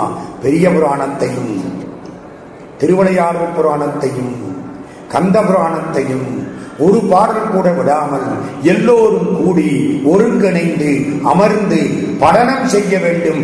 அதற்காகத்தான் ஆலயங்களில் மண்டபங்கள் கட்டப்பட்டன. ஆறுமுகநாவலர் பெருமான். பெரிய புராணத்துக்கு சூசனம் எழுதினவர் ஆறுமுகநாவலர் பெருமான். தெரியாத செய்திகளை எல்லாம், சூசனம்னா ஒரு சிறு குறிப்புன்னு அர்த்தம், சொன்னவர் ஆறுமுகநாவலர் பெருமான். அவ்வளவு சிறப்பான நூல். திருவாதிரையில் தொடங்கி அடுத்த திருவாதிரையில் நிறைவு பெற்றது. பாடினார். இவருக்கு தொண்டர் சீர் பரவுவார் என்ற பட்டம் தரப்பட்டது. அந்த நாடு தொண்டை நாடு இவருக்கு பின்னால் தொண்டர் நாடாக மாறி போய்விட்டது. வந்தார், தில்லையிலே உட்கார்ந்தார். நடராஜ பெருமான் திருவடிகளிலேயே அமர்ந்து கொண்டார். மந்திரி பதவிக்கு யாரை வைக்கிறது? இனிமே இவர் மந்திரி பதவிக்கு வரமாட்டார். இவர் தம்பி பாலராவாயன், 2 பேரு அறிவாளிகள். பாலராவாயனை அழைத்து அவரை அந்த பகுதியிலே மந்திரியாக்கினார் மகாராஜா. தமிழில் முதல் நூலாக பாடப்பட்டது பெரிய புராணம். கந்த புராணம் வடமொழியிலே இருந்துதான் வந்தது. கம்பராமாயணம் வடமொழியிலே இருந்துதான் வந்தது. மகாபாரதம் வடமொழியிலே இருந்துதான் வந்தது. முதலில் தமிழில் பாடப்பட்ட தனி பேரிலக்கியம் பெரிய புராணம். சிலப்பதிகாரம் எல்லாம் உண்டு, அது முன்னால. இதுல பெரிய புராணம் தனியாக பாடப்பட்டது. அதுக்கப்புறம் இது வடமொழியில் மொழிபெயர்க்கப்பட்டது. உபமன்யு பக்த விலாசம் என்று மொழிபெயர்த்தார்கள். இதுல இது எடுக்கும் மாக்கதை பாடுறார். எடுக்கும் வாக்கதை இந்தமிழ் செய்யுளாய் நடக்கும் மேன்மை நமக்கருள் செய்திட தடக்கை ஐந்துடை தாழ் செவி நீழ்முடி கடற்களிற்றை கருத்துள் இருத்துவாம். யாரு? 5 கரம் பெற்றவன் விநாயகப் பெருமான். வணக்கம். இது எடுக்கும் வாக்கதை. எடுக்கும் வாக்கதைன்னா என்ன? நான் பாட எடுக்கக்கூடிய பெரிய கதையாகிற பெரிய புராணம் அப்படின்னு அர்த்தம் இல்லை. இந்த அடியார்களை எல்லாம் பிறவி பெருங்கடலிலே இருந்து எடுக்கும் மாக்கதையின் அர்த்தம். சாக்கடையில் விழுந்து கிடக்கக்கூடிய பிள்ளைகளை தாய் எடுக்கும் மாக்கதையின் அர்த்தம். எடுக்கும் மாக்கதை இந்தமிழ் செய்யுளாய் நடக்கும் மேன்மையை நமக்கருள் செய்ய வேண்டும் என்று 5 கரங்களை உடைய பெருமானை, தாழ்ந்த செவிகளை உடைய பெருமானை நான் வழிபாடு செய்கிறேன். சிவஞான போதம் 12ஆம் சூத்திரம் இதனுடைய விளக்கம். அடியார் வரலாறு. செம்மலர் நோந்தாள் சேரலொட்டா அம்மலர் அம்மலம் களி அன்பரோடு மறி மாலர நேயம் மடிந்தவர் வேடமும் ஆலயம் தானும் அரண் எனத் தொழுமே. அடியார்கள் வந்தா அடியார்களை கும்பிடுங்கள். கோயில்ல கும்பிடுற மாதிரி அடியார்களை கும்பிடுங்கள். அதுதான் இந்த வரலாறு. சேக்கிழாருடைய நூல் அற்புதமான நூல். உலகலாம் என்று தொடங்கினார். அதுக்கப்புறம் அது தொடர்கிறார். வெகுடில் மெய்மொழி வான்நிழல் இயற்றிய பொருளின் ஆகும் என புகழ்வாமன்றே. மெய்மொழி வான்நிழல் அப்படின்னா என்ன? ஒரு கதை, நிறைய கதை. நம்ம பிள்ளைகளை உட்கார்ந்து பெரிய புராணத்தை சொல்லுங்க, டிவி விற்பனை குறைஞ்சு போயிடும்.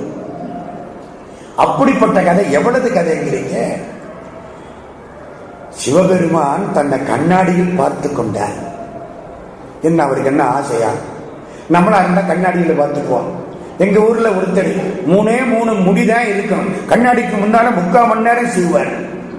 இந்த 3 முடியும் போகுது. இப்ப அது மாதிரி ஒரு ஆசை, கண்ணாடியில பார்க்கணும்னு ஒரு ஆசை இருக்காதா? சிவபெருமான் ஆசைப்பட்ட பார்த்தார். இல்லை, நமக்கு ஒரு உயர்ந்த நூல் வர வேண்டும் என்பதற்காக கண்ணாடியில பார்த்தார். சிவபெருமான் மாதிரி ஒரு உருவம் வந்தது. சுந்தரா இங்க வாழ்ந்தார். வந்து பக்கத்துல உட்கார்ந்தது. திருநீற்றை வைத்துக்கொள், என் பக்கத்துல உட்கார். இவருக்கு பேரு சுந்தரன். சுந்தரன்னா அழகன் அர்த்தம். விபூதி கொடுக்கிற வேலை இவருக்கு. சிவபெருமானுடைய மெய்மொழி வான் நிழல். நிழல் தானே உருவம், நிழல் உருவம் மாதிரி தானே. மெய்மொழின்னா என்ன? மெய்ப்பொருள். அதான் மெய்மொழி. அப்பொருள் மெய்ப்பொருள் காண்பது அறிவு. மெய்மொழியாகிற சிவபெருமானுடைய நிழலாய் இருக்கக்கூடிய சுந்தர பெருமான் பின்னாலே வந்து சுந்தரமூர்த்தியாக அவதாரம் செய்து அவர் பாடினாரே, அதைத்தான் நான் பாடப்போகிறேன். திருமலை சிறப்பு. திருமலைங்கிறது கைலாசம். கைலாசத்துல தொடங்கி கைலாசத்துல முடிகிறது பெரிய புராணம். கைலாசத்தை பத்தி பேசினாலே இன்றைய பேச்சு முடிஞ்சு போயிடும். கூடாது. பொன்னின் வெண்டிரு நீரு புனைந்தன மண்ணும் நீள் பனிமால் வரைப்பாலது. தங்கமயமான ஒரு உடம்புல விபூதிய பூசினா எவ்வளவு அழகா இருக்குமோ அது மாதிரி தங்கமயமான கைலாசத்திலே விபூதி பூசின மாதிரி பணிகள் படர்ந்திருக்கின்றன. அது யார் மலை தெரியுமா? தன்னை யாருக்கும் அறிவறியான் என்றும் மன்னிவாள் கையிலை திருமாமலை. சிவபெருமானாகிறவன் தனக்குவமை இல்லாதவன், தன்னை அறிய மாட்டாதவன் என்றும் இருக்கக்கூடிய மலை கையிலை மால்வரை. அது எப்படி இருக்கும்? பொன்னார் மேனியனார் தெரியும். காலையில 6 மணிக்கு கைலாசத்துக்கு பக்கத்துல போய் நின்று பார்த்தா அந்த பொன்னார் மேனி உங்களுக்கு தெரியும். காட்மண்டுல இருந்து ஒரு 250-300 கிலோமீட்டர் தாண்டி போய் முதல் நாள் பயணம். அதுக்கு நியாலம். அதுக்கப்புறம் கொஞ்சம் தூரம் போனா அதுக்கப்புறம் கொஞ்சம் ஒரு 500 கிலோமீட்டர் பயணம். எல்லாம் முடிஞ்சு தார்ச்சனுக்கு போயிட்டா கைலாசம் எதிர்த்தாப்புல தெரியும். தார்ச்சன் வந்து காட்மண்டுல இருந்து கிட்டத்தட்ட 1000 சொச்சம் கிலோமீட்டர். நேர கைலாசம் தெரியும். பக்கத்துல போகலாமா? தொட்டு பார்க்கலாமா? ஆசையாத்தான் இருந்துச்சு. போகலாம். போனா என்ன ஆகும்? மூச்சு போயிடும். ஆக்சிஜன் கிடையாது. மூச்சு இறைக்குது. நடக்க முடியல. எங்க நடக்கிறது? அதுக்கு மேல கைலாசத்தை பார்த்துட்டு வரலாம். தூரத்துல தெரியுது. நடக்க ஆரம்பிச்சான். சுத்து வர்றான். நடக்கிறான். முதல் நாள் 18 கிலோமீட்டர் போனோம். திரபுக்குன்னு ஒரு இடம், அங்க உட்கார வச்சாங்க. திரபுக்குல இருந்து பார்த்தா ரொம்ப பக்கத்துல கைலாசம் தெரியுது. ஒரு பாறை. இதுல உட்கார்ந்துதான் ராவணேஸ்வரன் கைலாசத்தை தூக்கினான் என்கிறாங்க. விமானங்கள் கைலாசத்தின் மீது இப்பொழுதும் பறப்பது கிடையாது. கைலாசத்தை சுத்தித்தான் பறக்கும். காலையில 5 மணி 6 மணிக்கு பார்த்தா அந்த சூரியன் ஒளியிலே பொன்னார் மேனி தெரியுது. அதை பார்த்து இருக்கிறார் சேக்கிழார் சுவாமி. கவிஞனுக்கு காலம் கிடையாது. கவிஞனுக்கு கண் பார்வை இவ்வளவுதான் கிடையாது. காலம் கடந்து பார்க்கக்கூடிய பரம ஞானிகள் அப்படியே பார்க்கிறார். பொன்னின் திரு வெண்ணீரு புனைந்தன இருக்கக்கூடியது கைலை மால்வரை திருமலை. இந்த திருமலை எப்படி தெரியுமா? கையின் மான் மடுவர் கங்கை சூழ்ச்சடையர் கதிரிடம் பிறை நறுங்கண்ணி ஐயர் வீற்றிருக்கும் தன்மையினாலும் சிவபெருமான் இருக்கக்கூடிய இடம் கைலாசம். அதனாலும் அளப்பரும் பெருமையினாலும் மெய்யொளி தலைக்கும் தூய்மையினாலும் வெற்றி வெண்குடை அனபாயன் செய்ய கோல் அவையன் திருமணத்து ஓங்கும் திருக்கையிலாய நீள் சிலம்பு. கைலாசத்துக்கு என்ன பெருமை? சோழ நாட்டு மகாராஜா அனபாய சோழன் மனசுல இருக்கிறது கைலாசம். அனபாய சோழனை எங்க வைக்கணுமோ அங்க கொண்டு வச்சுட்டார் பாருங்க. கைலாசத்தை பற்றிய சிந்தனை எப்பொழுதும் உள்ளவன் இவரை பாடச் சொன்ன அனபாய சோழன். கம்பர் எப்படி கடைசி பட்டாபிஷேக பாட்டிலே சடையப்ப வள்ளலை கொண்டே வச்சு அவருக்கும் பட்டாபிஷேகம் பண்ணாரோ, அது மாதிரி கைலாசத்தை பாடுற பொழுது சிவபெருமானுடைய நினைப்பை எப்பொழுதும் வனத்தில் வைத்திருக்கக்கூடியவன் ஆயசீர் அனபாய சோழன். அவன் இருக்கக்கூடியது கைலாச மலை. இந்த கைலாச மலையில உபமன்ய முனிவர்னு ஒருத்தர். இந்த கைலாசத்துக்கு போனா அந்த இடத்தை எல்லாம் கொஞ்சம் நின்று பார்க்கணும். இதுதான் உபமன்ய முனிவர் ஆசிரமம்னு காட்டுறாங்க. மலையோட மலையா இருக்கு, நமக்கு கிட்ட போவதுக்கு பயமா இருக்கு. என்ன ஒரு ஆறு ஓடுது, இந்த ஆத்தை எங்க தாண்டது? ஆறு தாண்டி மலை அப்பால் இருக்கிறது. இங்க இருந்து ஒரு கும்பிடு போட்டுட்டு வந்துடுறான். உபமன்ய முனிவர் இருந்த இடம் கைலாசத்தில, அர்ஜுனன் தவம் பண்ண இடம் கைலாசத்தில. உபமன்ய முனிவர் யாரு தெரியுமா? குழந்தையா இருந்த பொழுது குழந்தை பால் வேண்டி அழுதுதான். அவங்க அப்பா சிவபெருமானே பால் வேண்டும் நாரான். இந்த சிவபெருமானுக்கு கொஞ்சமா கொடுக்க தெரியாது. நெல்லு வேணும்னு கேட்டா நெல்லு மலையை தூக்கி கொடுப்பாரு. தங்கம் வேணும்னு கேட்டா 12,000 பொற்காசு தூக்கி கொடுப்பாரு. மனுஷன் தான் 7 கேட்டா 2 கொடுப்பான். சிவபெருமான் 2 கேட்டா 20,000 கொடுப்பாரு. கேட்காட்டி அவரையே கொடுப்பாரு. அதான் அவருக்கு பெருமை. வேண்டத்தக்கது அறிவோய் நீ, வேண்ட முழுதும் தருவோய் நீ, வேண்டும் அயன்மார்க்கு அறியோய் நீ, வேண்டி என்னை பணி கொண்டாய், வேண்டி நீ யாது அருள் செய்தாய், யானும் அதுவே வேண்டி நல்லான். நீ என்ன கொடுக்க நினைக்கிறியோ அதைத்தான் நானும் கேட்கிறேன். நான் கேட்காம கொடு, எனக்கு என்ன தேவைன்னு உனக்கு தெரியும். அப்படிப்பட்ட இடம். உபமன்ய முனிவருக்காக பெருமான் என்ன கொடுத்தார் தெரியுமா? பால் கேட்ட உடனே பார்க்கடலையே வரவழைச்சு கொடுத்தாராம். பாலுக்கு பாலகன் வேண்டி அழுதிட பார்க்கடல் இந்த பிரான், மாலுக்கு சக்கரம் மந்தருள் செய்தவன் மன்னிய தில்லை தன்னுள், ஆலிக்கும் அந்தனர் வாழ்கின்ற சிற்றம்பலமே இடமாக, பாலித்து நட்டம் பயில வல்லானுக்கே பல்லாண்டு கூறுதுமே. சேந்தனார் பல்லாண்டு பாடுறார். இன்னொன்னு தெரியுமா? உபமன்ய முனிவர் பூஜையில உட்கார்ந்தாராம். இந்த அடியார்கள்லாம் வந்து பூஜைக்கு மலர் கிடையாதுன்னாங்களாம். என்னையா வேடிக்கையா இருக்கு, கைலாசத்துல என்ன மலர் கிடையாதா? ஆமா, இந்த நந்தவனத்துல உள்ள மலரை பூரா யாரோ புரிஞ்சுக்கிட்டு போய் பூஜை பண்றாங்க. நந்தவனம் சுத்தமா இருக்கு. யார் பூஜை பண்றா போய் பாரு. மகாவிஷ்ணு திருமால் பூஜை பண்ணிட்டு இருக்காராம். அவ்வளவு பூவை எடுத்துட்டு போய் உபமன்ய முனிவர் சிரிச்சாரா. போங்க, மகாவிஷ்ணு பூஜை பண்றார், பூஜை பண்ணிட்டு நிர்மாலியம் போடுவாங்க, அதை எடுத்துட்டு வாங்க, நம்ம அதை வச்சு பூஜை பண்ணுவோம். மகாவிஷ்ணு நிர்மாலியத்தை எடுத்துக்கிட்டு வந்து பூஜை பண்ணியாச்சு. ஒருத்தன் கேட்கிறான், நிர்மாலியத்தை வச்சு பூஜை பண்ணலாமா? அடுத்தவங்க பூஜை பண்ணியாச்சுன்னா அதை சண்டீசருக்குள்ள கொண்டே போடணும், இல்லைன்னா வில்ல மரத்தடியில கொண்டே போடணும். அதை வச்சு எப்படி பூஜை பண்றது? ஒரு தரம் பூஜை பண்றது திரும்பவும் எடுத்து பயன்படுத்தலாமா? அவர் பண்ணின பூஜை செல்லாது.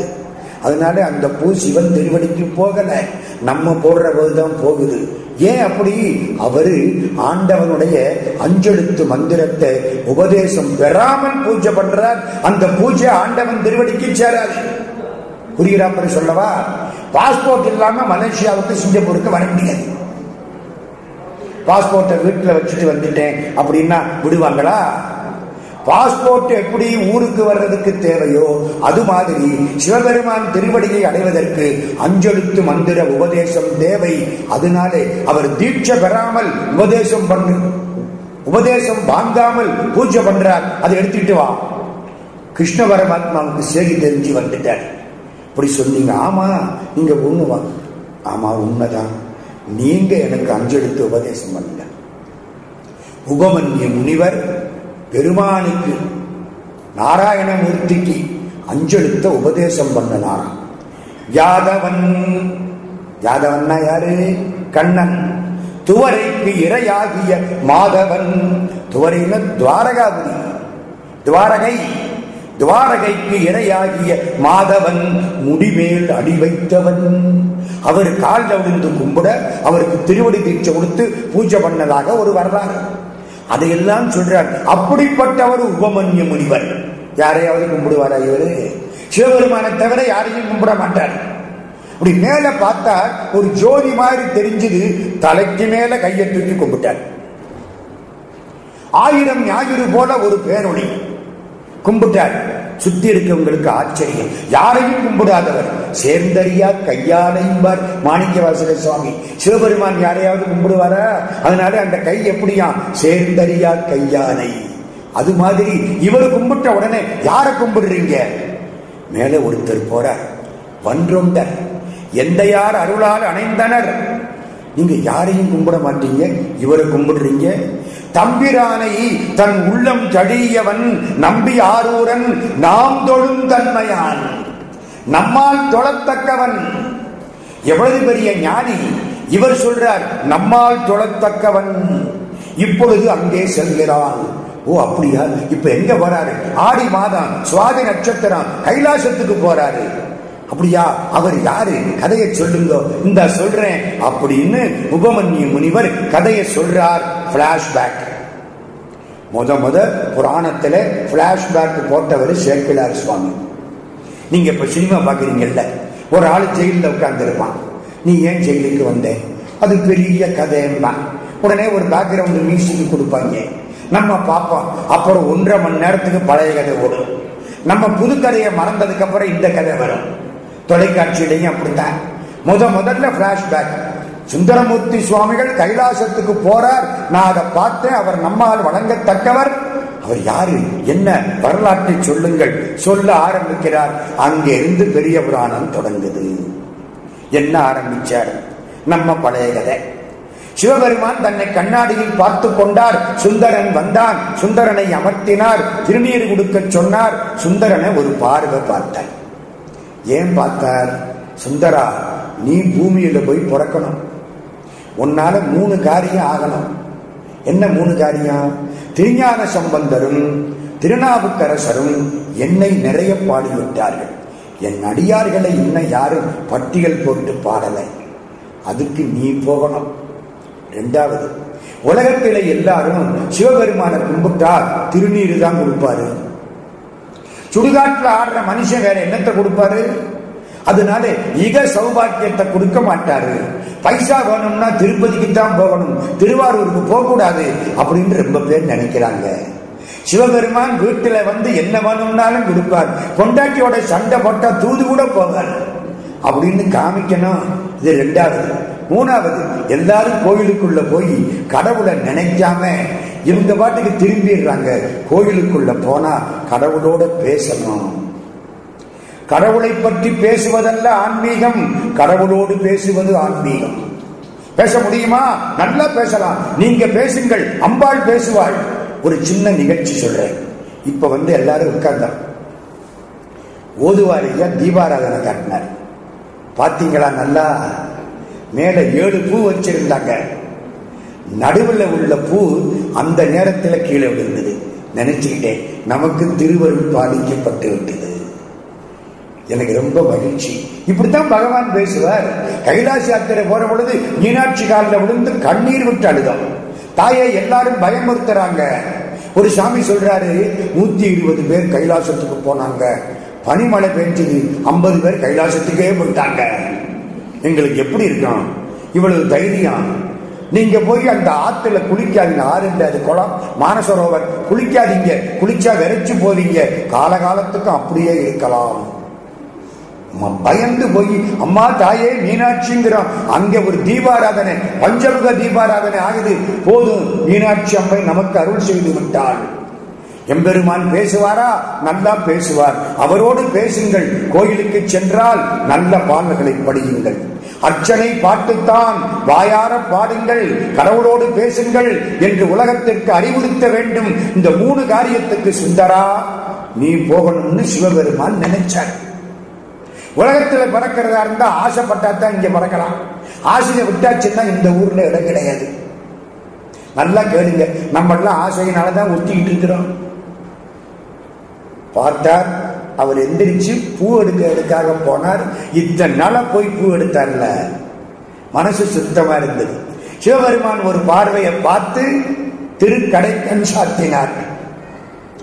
பூ எடுக்க போனவர் அப்படி நிமிர்ந்து பார்த்தார். அம்பாள் பராசக்தியினுடைய தோழியர் கமலினி அணிந்திதை ரொம்ப பேரழகு, படிச்சுன்னு எடுத்தது. திரும்பினார், பொண்ணு ரெண்டு ரொம்ப அழகா இருக்கே.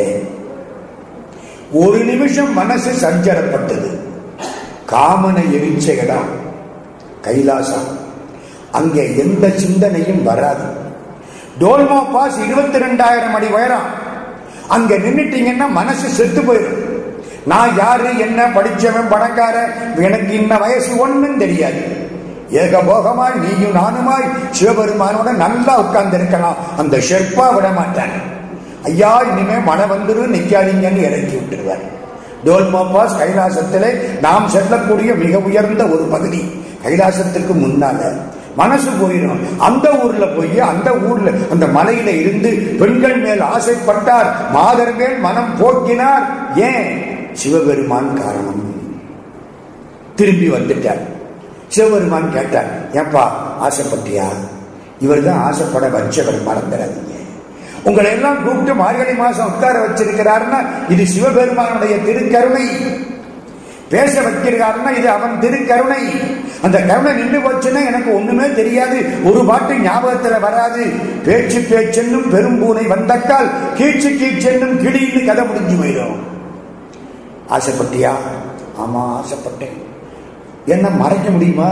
தாய் அறியாத சூழ் கிடையாது, கடவுளுக்கு தெரியாத நினைப்பு கிடையாது, மறைக்க முடியாது. ஆசைப்பட்டேன்.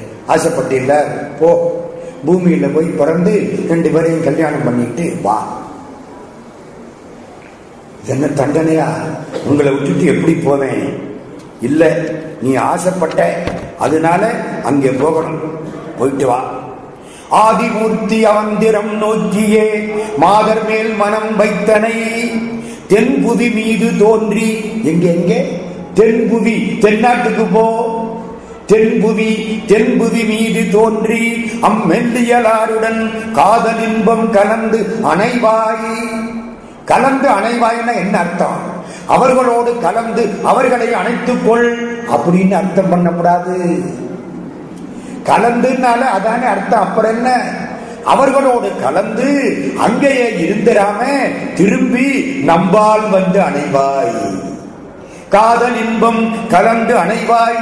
இதெல்லாம் சிவகரிமணி சி.கே. சுப்பிரமணிய முதலியார் ஐயா போட்ட பிச்சை.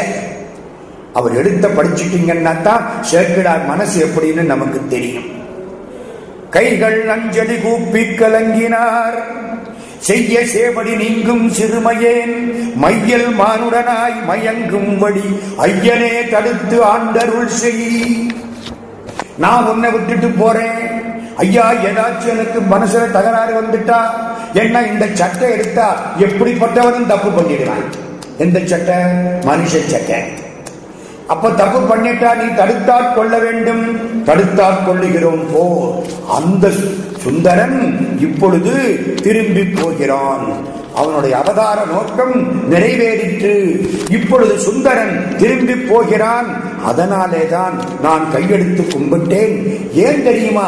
தென் திசைக்கு வர சொன்னார். மாதவன் செய்த தென் திசை வாழ்த்திட தீதிலா திருத்தொண்ட தொகை தர போதுவார். தென் திசைக்கு என்ன புண்ணியம் சொல்றார் உபமன்யு முனிவர். எங்க அப்பா வியாக்கிரபாதர். வியாக்கிரபாதர் தெரியுமா? புலிக்கால் முனிவர். புலிக்கால் கேட்டாரா? ஏன்? காலையில மார்கழி மாசம் பனி படர்ந்த இடம், அங்கே மேல ஏறி நான் எப்படியாவது அந்த மலர்களுக்கு துன்பமில்லாமல் பறிக்க வேண்டும். சில பேர் மலர் பறிக்கிற போது பார்த்தா வெடிக்க கூடவே கூடாது. லேசா வச்சு, ஆமா அந்த மலர் எவ்வளவு புண்ணியம் பண்ணிருக்கு, மெதுவா அப்படி எடுக்கணும். இந்த புலிக்காலும் புலி கையும் கிடைச்சா மெதுவா எடுக்கலாம், மரத்துல ஏறலாம். அப்படி கேட்டு வாங்கினவர் வியாக்கிரபாதர். இவங்க அப்பா. அவர் வழிபடக்கூடிய திருச்சிற்றம்பலம் அங்கேதான் இருக்கிறது. பற்றுக்கோடாயுள்ள புலியூர், அரியானை அந்தடதம் சிந்தையானை அந்த திருப்பாப்புலியூர் அதுக்கு பக்கத்திலே இருக்கிறது. பூமியின் இதய கமலம் போன்ற திருவாரூர் அங்கே இருக்கிறது. அதுக்கப்புறம் சக்தி தலம் காஞ்சிபுரம் அங்கே இருக்கிறது. நந்தி தவம் செய்த திருவையாறு அங்கே இருக்கிறது. ஈசர் தோணிபுரம் அங்கே இருக்கிறது. ஒரு பட்டியல் எல்லாம் போட்டார்.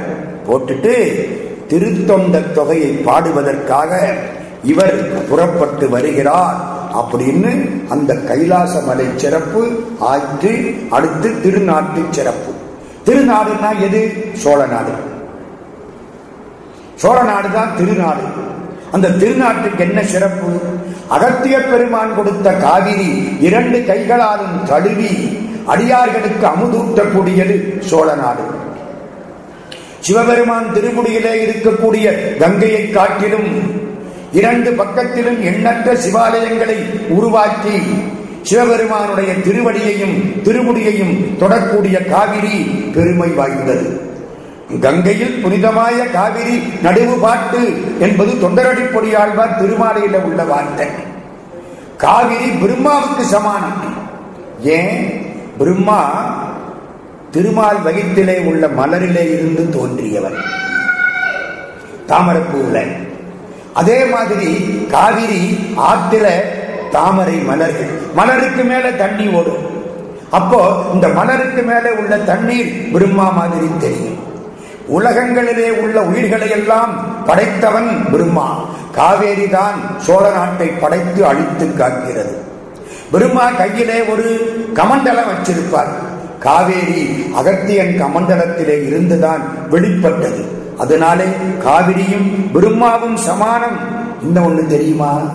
எண்ணற்ற ஆலயங்களை அடியார்கள் சென்று தரிசிப்பது போல காவேரி யாரு 2 பக்கங்களிலும் எண்ணற்ற ஆலயங்களை தரிசித்துக் கொண்டே போகிறது. அன்னமாடும் அகந்தொழில் பொய்கையில் துண்ணி மேதி படிய துதைந்தெழும் கன்னி வாழை கமுகின் மேல் பாய்வன மண்ணு வான்மிசை வானவில் போகுமார். எப்படி வாழை மீன் ஒண்ணு, வளமான இடத்துல வாழை மீன் இருக்கும். அந்த வாழை மீன் பாயும் தாவும். இந்த வாழை மீன் நல்லா சாப்பிட்டுருச்சு. கம்பன் பாடுவான்ல, ஆளையா உனக்கு அமைந்தன மாறுத மறைந்த பூளையா என கண்டனை இன்று போய் போர்க்கு நாளை வா என நல்கினன் நாகிழங்கமையின் வாழை தாவுரு கோசலனாருடைய வள்ளல். கமுக மரத்துல போய் வாழை மீன் தாவுமா, அவ்வளவு சாப்பாடு, அவ்வளவு வேகம் அதுக்கு. அது மாதிரி இந்த வாழை மீன் பாயிறது எப்படி இருக்கா? ஒரு வானவில் போட்டாப்பல இருக்கான். அப்படிப்பட்ட நாடு சோழ நாடு. அந்த சோழ நாட்டிலே ஒரு ஊர் திருவாரூர். ஏன் திருவாரூரை பாடுறாரு? எங்க 63 நாயன்மார்கள்ல அப்பர் சாமி பிறந்த ஊர் திருவாரூர் இல்ல, ஆனானப்பட்ட சம்பந்த சுவாமி பிறந்த ஊரும் திருவாரூர் இல்ல, சுந்தரர் பிறந்த ஊரும் திருவாரூர் இல்ல, திருநாவலூர். ஏன் திருவாரூரை பாடுறாரு? அடியார்கள் கூட்டம் நிறைந்திருக்கக்கூடிய ஊர் திருவாரூர். தேவாசிரியன் மண்டபம் இது மாதிரி ஒரு மண்டபம். எல்லா அடியார்களும் வந்து வழிபாடு செய்து இருக்கக்கூடிய ஊர் தேவாசிரியன் மண்டபத்தை உடைய ஊர் திருவாரூர். திருவாரூரை பாட ஆரம்பிக்கிறார். திருவாரூர்ல ஒரு பக்கம் வேத ஓசை, ஒரு பக்கம் வீணையின் ஓசை, ஒரு பக்கம் வானவர்கள் தோத்திரம் பண்ணக்கூடிய ஓசை, ஒரு பக்கம் பெண்கள் நடந்து செல்லக்கூடிய மணி முழ ஓசை, ஒரு பக்கம் காதுக்கினிய கீத ஓசை. திருவாரூர்ல அப்படி கேட்குமா? நான் இப்ப போய் பார்த்தேன், ஒரு ஓசையும் எனக்கு கேட்கல. என் காதுல தப்போன்னு நினைக்கிறேன். அப்படிப்பட்ட ஊர் திருவாரூர். அதனாலதான் திருவாரூர் பிறந்தார்கள் எல்லாருக்கும் அடியேன்னார். இன்னொன்னு தெரியுமா? கிளி தேவாரம் பாடுமா, நாகனவாய் பறவை கேட்டுக்கிட்டே இருக்குமா. கிளிக்கு யாரு தேவாரம் சொல்லி கொடுத்தா? தெள்ளும் ஓசை திருப்பதிகங்கள் பைங்கிள்ளை பாடுவ கேட்பன பூவைகள். கிளிக்கு யாரு தேவாரம் சொல்லி கொடுத்தார்? ஒருத்தரும் சொல்லி கொடுக்கல. கிளி இருக்கிற வீட்டுல உள்ள பெரியவர் தேவாரத்தை வாயார 4 முறை படிச்சார். சொன்னதை சொல்லு கிளிப்பிள்ளை அப்படி எடுத்து சொல்லுது. மீனாட்சி கையில கிளி இருக்கும். ஏன்? அடியார்களாகிய நீங்கள் உங்கள் துன்பங்களை சொன்னால் கிளி அதை கேட்டுக்கிட்டு நம்ம வந்ததுக்கு அப்புறம் மீனாட்சிட்ட 2வது முறையா நம்ம குறைகளை எடுத்து சொல்லுமா. அதுக்காகத்தான் அவ கையில ஒரு கிளியான். சிம்மாவை கிளியை கொண்டு உட்கார வச்சான். அருணகிரிநாத சுவாமி கிளியாக மாறி முருகப்பெருமான் தோல்ல உட்கார்ந்தார். ஏன்? அடியார்கள் துன்பத்தை நம்ம சொன்னதுக்கு அப்புறம் எடுத்து முருகன் காதுல சொல்லணும்னா காதுக்கு பக்கத்துல உள்ள இடம் தோல். அதனால தோல்ல போய் கிளியா உட்கார்ந்தாரா. கிளிக்கு அவனது பெருமைங்க. சுக பிரம்ம ரிஷி கிளி தலையோடு தானே வந்தாரு. சிறையாரும் மடக்கிளியே தானே. அது அப்படிப்பட்ட ஊர். நிலமகளுக்கு திலகம் திருவாரூர். அந்த திருவாரூருக்கு நிறைய சிறப்பு. அந்த திருவாரூரிலே ஒரு மன்னன். திருவாரூருக்கு பூ அம்பலம்னு பேரு, சிதம்பரத்துக்கு பொன்னம்பலம்னு பேரு. திருவாரூர் மண்ணோடு சேர்ந்த திருத்தலம். இது ஆகாச திருத்தலம். திருவாரூர் பெருமான் புற்றிடம் கொண்டார். மண்ணுக்கு அடையாளம் திருவாரூர், ஆகாசத்துக்கு அடையாளம் சிதம்பரம். மண்ணிலிருந்து வானம், வானத்திலிருந்து மண், வானாகி மண்ணாகி, ரெண்டும் சொன்னா மத்த 3 இடையில வந்ததா அர்த்தம். அப்படிப்பட்ட ஊர். முசுகுந்த சக்கரவர்த்தியினுடைய புகழ் பெருகிய ஊர் திருவாரூர். மனுநீதி சோழன் அங்கே வாழ்கிறான். அது யாரு மனுநீதி சோழன்? இந்த நாட்டிலே புகழை நிலைநாட்டியவன். உலகில் எல்லா மக்களும் எப்படி வாழ வேண்டும் என்றும், உலகில் ஒரு பேரரசன் எப்படி இருக்க வேண்டும் என்றும் காட்டியவன் மனுநீதி சோழன். மனுநீதி சோழனுக்கு ஒரு மகன். அந்த பிள்ளை ஒரு நாள் தேர்ல போறான். அரசுலாம் தெருவில் போனான்.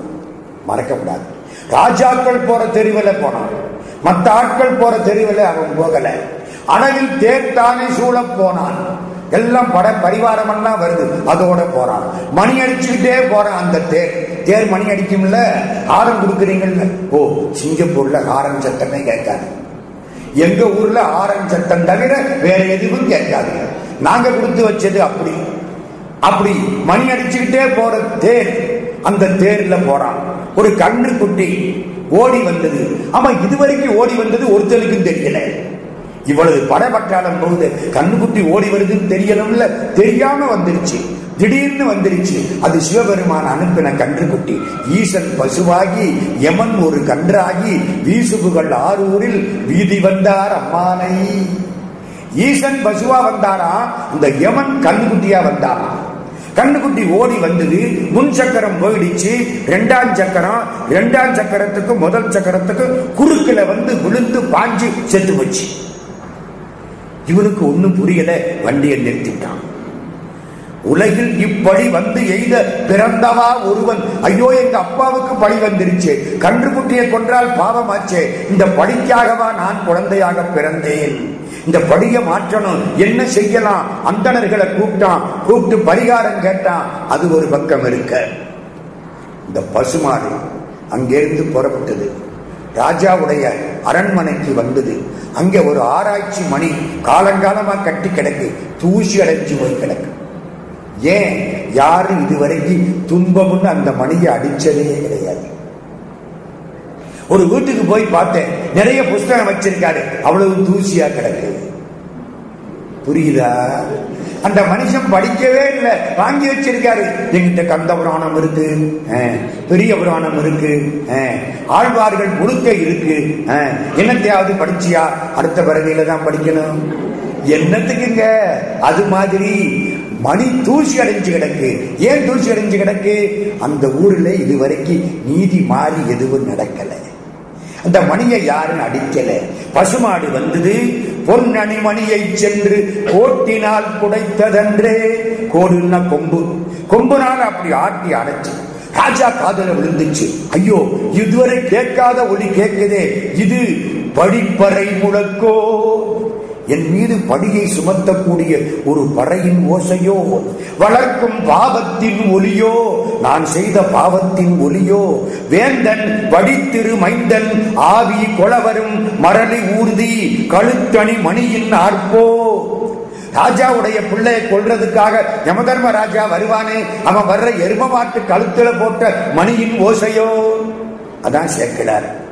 என்ன தன் கடை முன் கேளா தெளித்தெழும் ஓசை மன்னன் செவிப்புலம் புக்க போது. ராஜாவுடைய காதலே இந்த ஓசை விழுந்தது. ஆராய்ச்சி மணியை யாரோ அடிக்கிறார்கள். என்ன ஏது? மந்திரியை கூப்பிட்டா. மந்திரி யாரு தெரியுமா? முதிர்ந்த கேள்வி தொன்னெறி அமைச்சன். முதிர்ந்த கேள்வி தொன்னெறி அமைச்சன், பேராற்றல் உடையவன், முதிர்வுடையவன், தொன்னெறி அடிந்தவன், சிறப்பான மந்திரி. வந்தான். என்ன சத்தம்? கும்பிட்டான். இந்த போய் பார்த்துட்டு வர்றேன் அப்படின்னு சொல்லல. மந்திரிக்கு அழகு வரும்பொருள் உரைத்தல். ராஜாவுக்கு இந்த செய்தி தெரியறதுக்கு முன்னால மந்திரிக்கு தெரிஞ்சிருச்சு. ஒரு 4 வரி சொல்றான். என்ன சத்தம் கேட்குது? இந்த பசுமாடு வந்து அடிக்குதே, என்ன சத்தம், என்ன காரணம்? ஒரு 4 வரி சேக்கிழாருக்கு சக்கரவர்த்தி பட்டம் கொடுக்கலாம். வளவ நின் புதல்வன் ஆங்கு ஓர் மணி நெடுந்தேர் மேல் ஏறி அளவில் தேர்த்தானை சூழ அரசுலாம் தெருவில் போங்கால் இளைய ஆண்கன்று தேர்கால் இடை புகுந்து இறந்ததாக தளர்வுறும் இத்தாய் வந்து விளைத்தது இத்தன்மை என்றான். அச்சர லட்சம் கொடுக்கலாம். வளவ, வளவன்னா என்ன அர்த்தம்? வளம் பொருந்திய சோழ நாட்டுக்கு அரசனே, உன் நாட்டுல எத்தனையோ கண்ணுக்குட்டி இருக்கு, ஒரு கண்ணுக்குட்டி போனா என்ன கெட்டா போச்சு? இந்த சொல்ற வார்த்தையை விட சொல்ற வார்த்தைக்கு தெரியுற பொருள் இருக்கு பாருங்க, மறைபொருள், அது ரொம்ப முக்கியம். நீங்க பசு மாதிரி என்ன ஆமாம்பா, நீங்க மாடு மாதிரி என்ன முட்டிடுவேன். யோசிச்சு பாருங்க, உள்ள அர்த்தம் வேற. பசுன்னா தன்மை வாய்ந்தது, மாடுன்னா முரட்டுத்தனம் வாய்ந்தது. வளவ சரி, நின் புதல்வன் 8 பிள்ளை இல்ல, ஒரு பிள்ளை இல்ல, உனக்கு வாச்ச ஒத்த பிள்ளை, மறந்துடாது. அடுத்தாப்புல பட்டத்துக்கு வர வேண்டிய பிள்ளை நினைப்புல வச்சுக்கோ. ஆங்கு ஓர் மணி நெடுந்தேரில், மணி அடிச்சுக்கிட்டே போனுச்சு தேர், ஹாரம் கொடுத்துக்கிட்டே போனேன், அந்த ஆள் குறுக்கல வந்து விழுந்தா தப்பு அவ மேலதானே. மணி அடிச்சுக்கிட்டே தேர் போனது, கண்ணுக்குட்டி ஊரால வந்து விழுந்தது.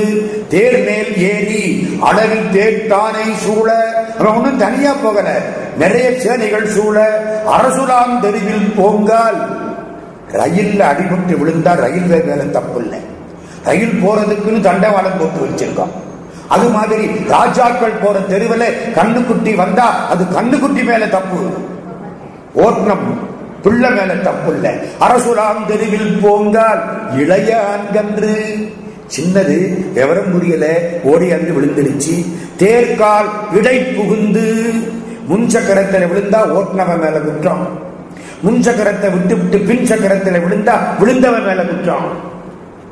ஆமாங்க சட்டம், இதெல்லாம் சேக்கிழார் பேசார். இடை புகுந்து இறந்ததாக தளர்வுறும் இத்தாய், இந்த பசுமாடு வந்து விளைத்தது தன்மை. இளங்கன்று பயமறியாது வந்து விழுந்து விட்டது. அப்படியா, இந்த பசுமாட்டுக்கு துன்பம் வந்து விட்டதா? ஐயோ, ஆகுரு துயரம் எய்தினான். பிள்ளை இறந்ததுக்கு, கண்ணுக்குட்டி இறந்ததுக்கு அப்புறம் பசுமாட்டுக்கு வந்த துன்பத்தை இவனும் அடைந்தான். மந்திரிகள் அது கண்டார்கள், மன்னவனை அடி வணங்கினார்கள். நீங்கள் சிந்தை தளருவது கூடாது என்றார்கள். இப்ப என்ன செய்யலாம்? மறை அந்தணர்கள் விதித்த மாதிரி வழி நிறுத்தல் அறம். என்ன? தங்கத்தில ஒரு பசுமாட்டை கண்ணுக்குட்டியை பண்ணி கொடுக்க வேண்டியவர்களுக்கு கொடுத்து விடு. இவன் சிரிக்கிறான். இது அந்த பசுமாட்டினுடைய நோய்க்கு மருந்தாகுமா? கோகுரு நோய் மருந்தாமோ? இப்படி செய்தால் தர்மம் தான் சரியாதோ? ஒரு பாட்டு எழுதினானுங்க, அற்புதமான பாட்டு, அச்சர லட்சம், எனக்கு ரொம்ப விருப்பமான பாட்டு. மாநிலங்காவலன் ஆவான், உலகத்தை காப்பாற்றக்கூடிய மன்னன், மண்ணுயிர் காக்குங்காலை, உயிர்களை காப்பாற்றும் பொழுது தான் அதனுக்கு இடையூறு, அவர்களுக்கு துன்பம் வருமானால் துன்பம் யாரால வரும்? தன்னால், ராஜாவால வரும். தன் பரிசனத்தால், ராஜாவுடைய சேவகர்களால வரும். ஊனமிகு பகைத்திறத்தால், பகைவர்களால வரும். கல்வரால், திருடனால வரும். உயிர் தம்மால், சிங்கம் புலி கரடி இதால வரும். 5 விதமா பயம் வரும். தன்னால், தன் பரிசனத்தால், ஊனமிகு பகைத்திறத்தால், கல்வரால், உயிர் தம்மால் ஆன பயம் 5ம் தீர்த்து அறங்காப்பான் அல்லனோ. எங்க ஊர்ல எல்லா அலுவலகத்திலையும் இந்த பாட்டை எழுதி போட்டா இந்தியா உலகத்தில முதல் நாடாக திகழும். எப்ப எழுதி போட போறாங்களோ தெரியல. சொல்லிட்டு அடுத்த பாட்டு சொல்றான், நீங்க சொன்னது தப்பு, மண்ணுலகில் சொன்னீர்கள், இது தவறு. அந்த கோகுரு நோயை நான் பெற வேண்டும், பசுமாட்டின் துன்பம் என்னை சேர வேண்டும். மதியமைச்சரை பார்த்தார். இதுவரைக்கும் எப்படி நிகழ்ந்தது கிடையாது. எல்லோரும் சொன்னார்கள், இதுக்காக வேண்டி நீங்க பிள்ளைய கொள்றேன்னு ஆரம்பிச்சிடக்கூடாது. ஏன்னா இவன் போற இடம் தெரியுது. மகன் ஒரு குலத்துக்கு ஒரு மைந்தன், கொல்லக்கூடாது. இப்படி எல்லாம் முந்தி நடந்திருக்கு. அதுக்கெல்லாம் பரிகாரம் தான் பண்ணி இருக்கிறாங்க. இவன் சிரிச்சான். என்னைக்காவது பசுமாடு வந்து கொம்பினாலே ஆராய்ச்சி மணியே இதுக்கு முன்னாலே அடித்ததா சரித்திரம் உண்டா? எவ்வுலகில் எப்பெற்றம் இப்பெற்றி தாமிடரால் வெவ்வுயித்து கதறி மணி எரிந்து விழுந்தது விளம்பியில். திருவாரூர்ல எம் பிள்ளை ஒரு கன்றுக்குட்டியை கொன்று விட்டான். அந்த பிள்ளையை நான் மன்னித்து பரிகாரம் செய்து விட்டுவிட்டு நாளைக்கு இன்னொருவன் கொலை செய்தால் அவனுக்கு நான் மரண தண்டனை விதிப்பேனே. ஆனால் என் தர்மம் சலித்து போகாதா? என் பிள்ளைக்கு என்னவோ அதானே மற்றவனுக்கும். என்ன சொல்றான்? தோற்றமுறை உயிர் கொன்றால் ஆதலினால் துணி பொருள்தான் ஆற்றவும் மற்றவர் கொள்ளும் அதுவேயாம். மந்திரி செல்லுக, என் பிள்ளை மீது தேர் ஊறுக. மந்திரி பார்த்தான், ஒரு குலத்துக்கு ஒரு பிள்ளை, இது மேல நான் போய் தேர் ஊர்ந்து இந்த பாவம் எனக்கு எதற்கு? உடைவாளை உருகினா வெட்டிக்கிட்டா முடிஞ்சு போச்சு. இப்ப ராஜாவுக்கு ரெண்டு கஷ்டம். முதல்ல கண்ணுக்குட்டி இறந்ததுக்கு ஏதாவது செய்யணும், ரெண்டாவது மந்திரி இறந்ததுக்கு ஏதாவது செய்யணும். கன்றுக்குட்டி இறந்ததுக்கு என் மகனை தேர்காலில் ஊர்வேன், மந்திரி இறந்ததுக்கு நான் என் உயிரை விட்டு விடுவேன். உயிருக்கு உயிர். ஒரு மைந்தன் தன் குலத்துக்கு உள்ளான் என்பதும் உணரான். தருமம் தன் வழி செல்கை கடன் என்று தன் மைந்தன் மருமம் தன் தேராளி உற ஊர்ந்தான். மனுவேந்தன் அருமந்த அரசாட்சி அரிதோ மற்றெளிதோதான். தன் பிள்ளை மேல தானே தேர் ஊர்ந்தான். பிள்ளை வந்து படுத்தது, தேரை விட்டுட்டான், கவலைப்படாம. அருமந்த அரசாட்சி கஷ்டமா ஈஸியா சொல்லுங்க. அரசாட்சியில இருக்கவனுக்கு தலைமுடி முள்முடி, சும்மா இல்ல, மணிக்கிரீடம் அல்ல. அருமந்த அரசாட்சி அரிதோ மற்றெளிதோதான். எல்லாரும் அழுதார்கள். தன் அடிவன் குடைவேந்தன் செயல் கண்டு தெரியாது மன்னவர் கண்மழை பொழிந்தார், வானவர் பூமழை சொரிந்தார். அண்ணலவன் கண்ணெதிரே அணிவீதி மடை விடைமேல் விண்ணவர்கள் தொழ நின்றான் வீதி விடங்க பெருமான். சிவபெருமான் வந்து முன்னால காட்சி கொடுத்துட்டார். எப்படி காட்சி கொடுத்தார்? தனியா வந்தாரா? வீட்டுக்காரம்மாவை கூட்டிக்கிட்டு வந்தாரா? ரொம்ப வேண்டிய இடத்துக்கு தான் வீட்டுக்காரம்மாவை கூட்டிக்கிட்டு போவோம். நம்ம வீட்டுக்கு லெட்டர்ல தகவல் வந்தா நம்மளும் பதில் லெட்டர்ல போட்டு விட்டுருவோம். அவரு வந்து கூப்பிட்டா நம்ம மட்டும் போயிட்டு வருவோம். அவரு வீட்டுக்காரம்மா வந்து கூப்பிட்டா நம்ம வீட்டு அம்மாவையும் கூட்டிக்கிட்டு போயிட்டு வருவோம். அவரு வீட்டுக்காரம்மா அந்த வீட்டுல உள்ள பிள்ளை குட்டி எல்லாரும் வந்து கூப்பிட்டா நம்மளும் நம்ம வீட்டுல உள்ள எல்லாரையும் கூட்டிக்கிட்டு வீட்டு நாயவும் கூட்டிக்கிட்டு அங்க போயிடுவோம். போமா இல்லையா? நீ எப்படி கூப்பிடுறியோ அப்படி. இந்த குடும்பம் பார்க்கிறார். என்ன இந்த மகாராஜா அந்த பிள்ளை அவன் வந்து படுக்கணுமா இல்லையா? அவன் பாட்டுக்கு போயா நீயும் ஆச்சு, உன் மனநீதியும் ஆச்சு, நான் போறேன்னா என்னத்துக்கு ஆகிறது? அதனால சிவபெருமான் அம்பாளோட காட்சி கொடுத்தாராம். சடை மருங்கில் இளம்பிரையும் தனி விடிக்கும் திருநுதலும் இடமருங்கில் உமையாடும் எம்மருங்கும் பூதகணம் உடை நெருங்கும் பெருமையும் முன் கண்டரசன் போற்றி செய்ப்ப விடை மருவும் பெருமானும் விரல் வேந்தற்கு அருள் கொடுத்தான்.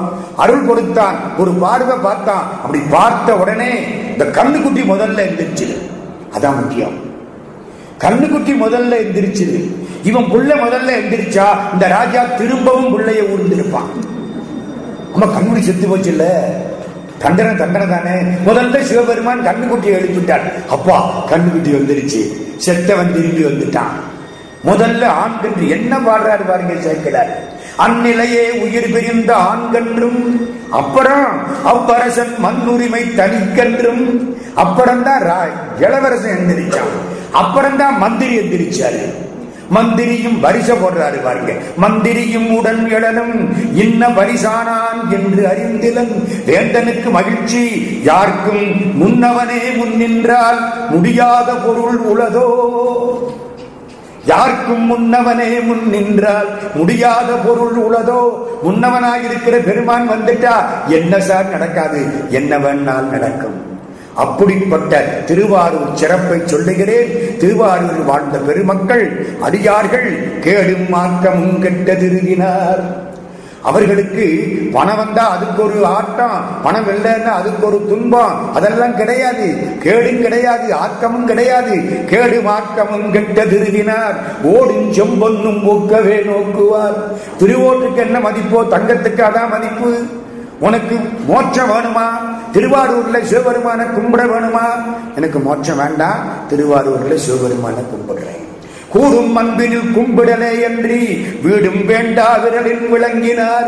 ஆரம் கண்டிகை, ஒரு மாலை, ஒரு ருத்ராட்சம், ஆடையின் கந்தையே பெருங்கந்த வாரம் ஈசன் பணியலது ஒன்றிலார். செயல் என்ன தெரியுமா? ஆண்டவன் திருப்பணி. ஈர அன்பினர் யாதும் குறைவிலர், இவர்கள் வீரம் என்னால் விளம்பும் தகையதோ. சுந்தரமூர்த்தி சுவாமிகள் பாடிய திருத்தொண்ட தொகையை அடிப்படையாக கொண்டு அடியார்கள் பெருமையை சொல்லப் போகிறேன் என்று சேக்கிழார் பெருமான் திருமலை சிறப்பு, திருநாட்டு சிறப்பு, திருநகர சிறப்பு, அடியார் கூட்டச் சிறப்பு எல்லாவற்றையும் சொல்லி ஒரு முன்னுரை அமைக்கிறார். இது இன்றைய உரை, இன்றைய தலைப்பு. முன்னவனே முன்னின்றால் முடியாதது ஒன்று உளதோ, முடியாத பொருள் உளதோ. இந்த செயலை தொடங்கி வைப்பவன் முன்னவனாகிற பெருமான். அவன் நினைத்திருக்கிறான், நாம் கூடியிருக்கிறோம். இந்த ஞான வேள்வியில் கலந்து கொண்ட பெருமக்கள் அனைவருக்கும் சகல செல்வ யோகமிக்க பெருவாழ்வு, தகமை, சிவஞானம், முக்தி, பரகதியும் கிடைப்பதாக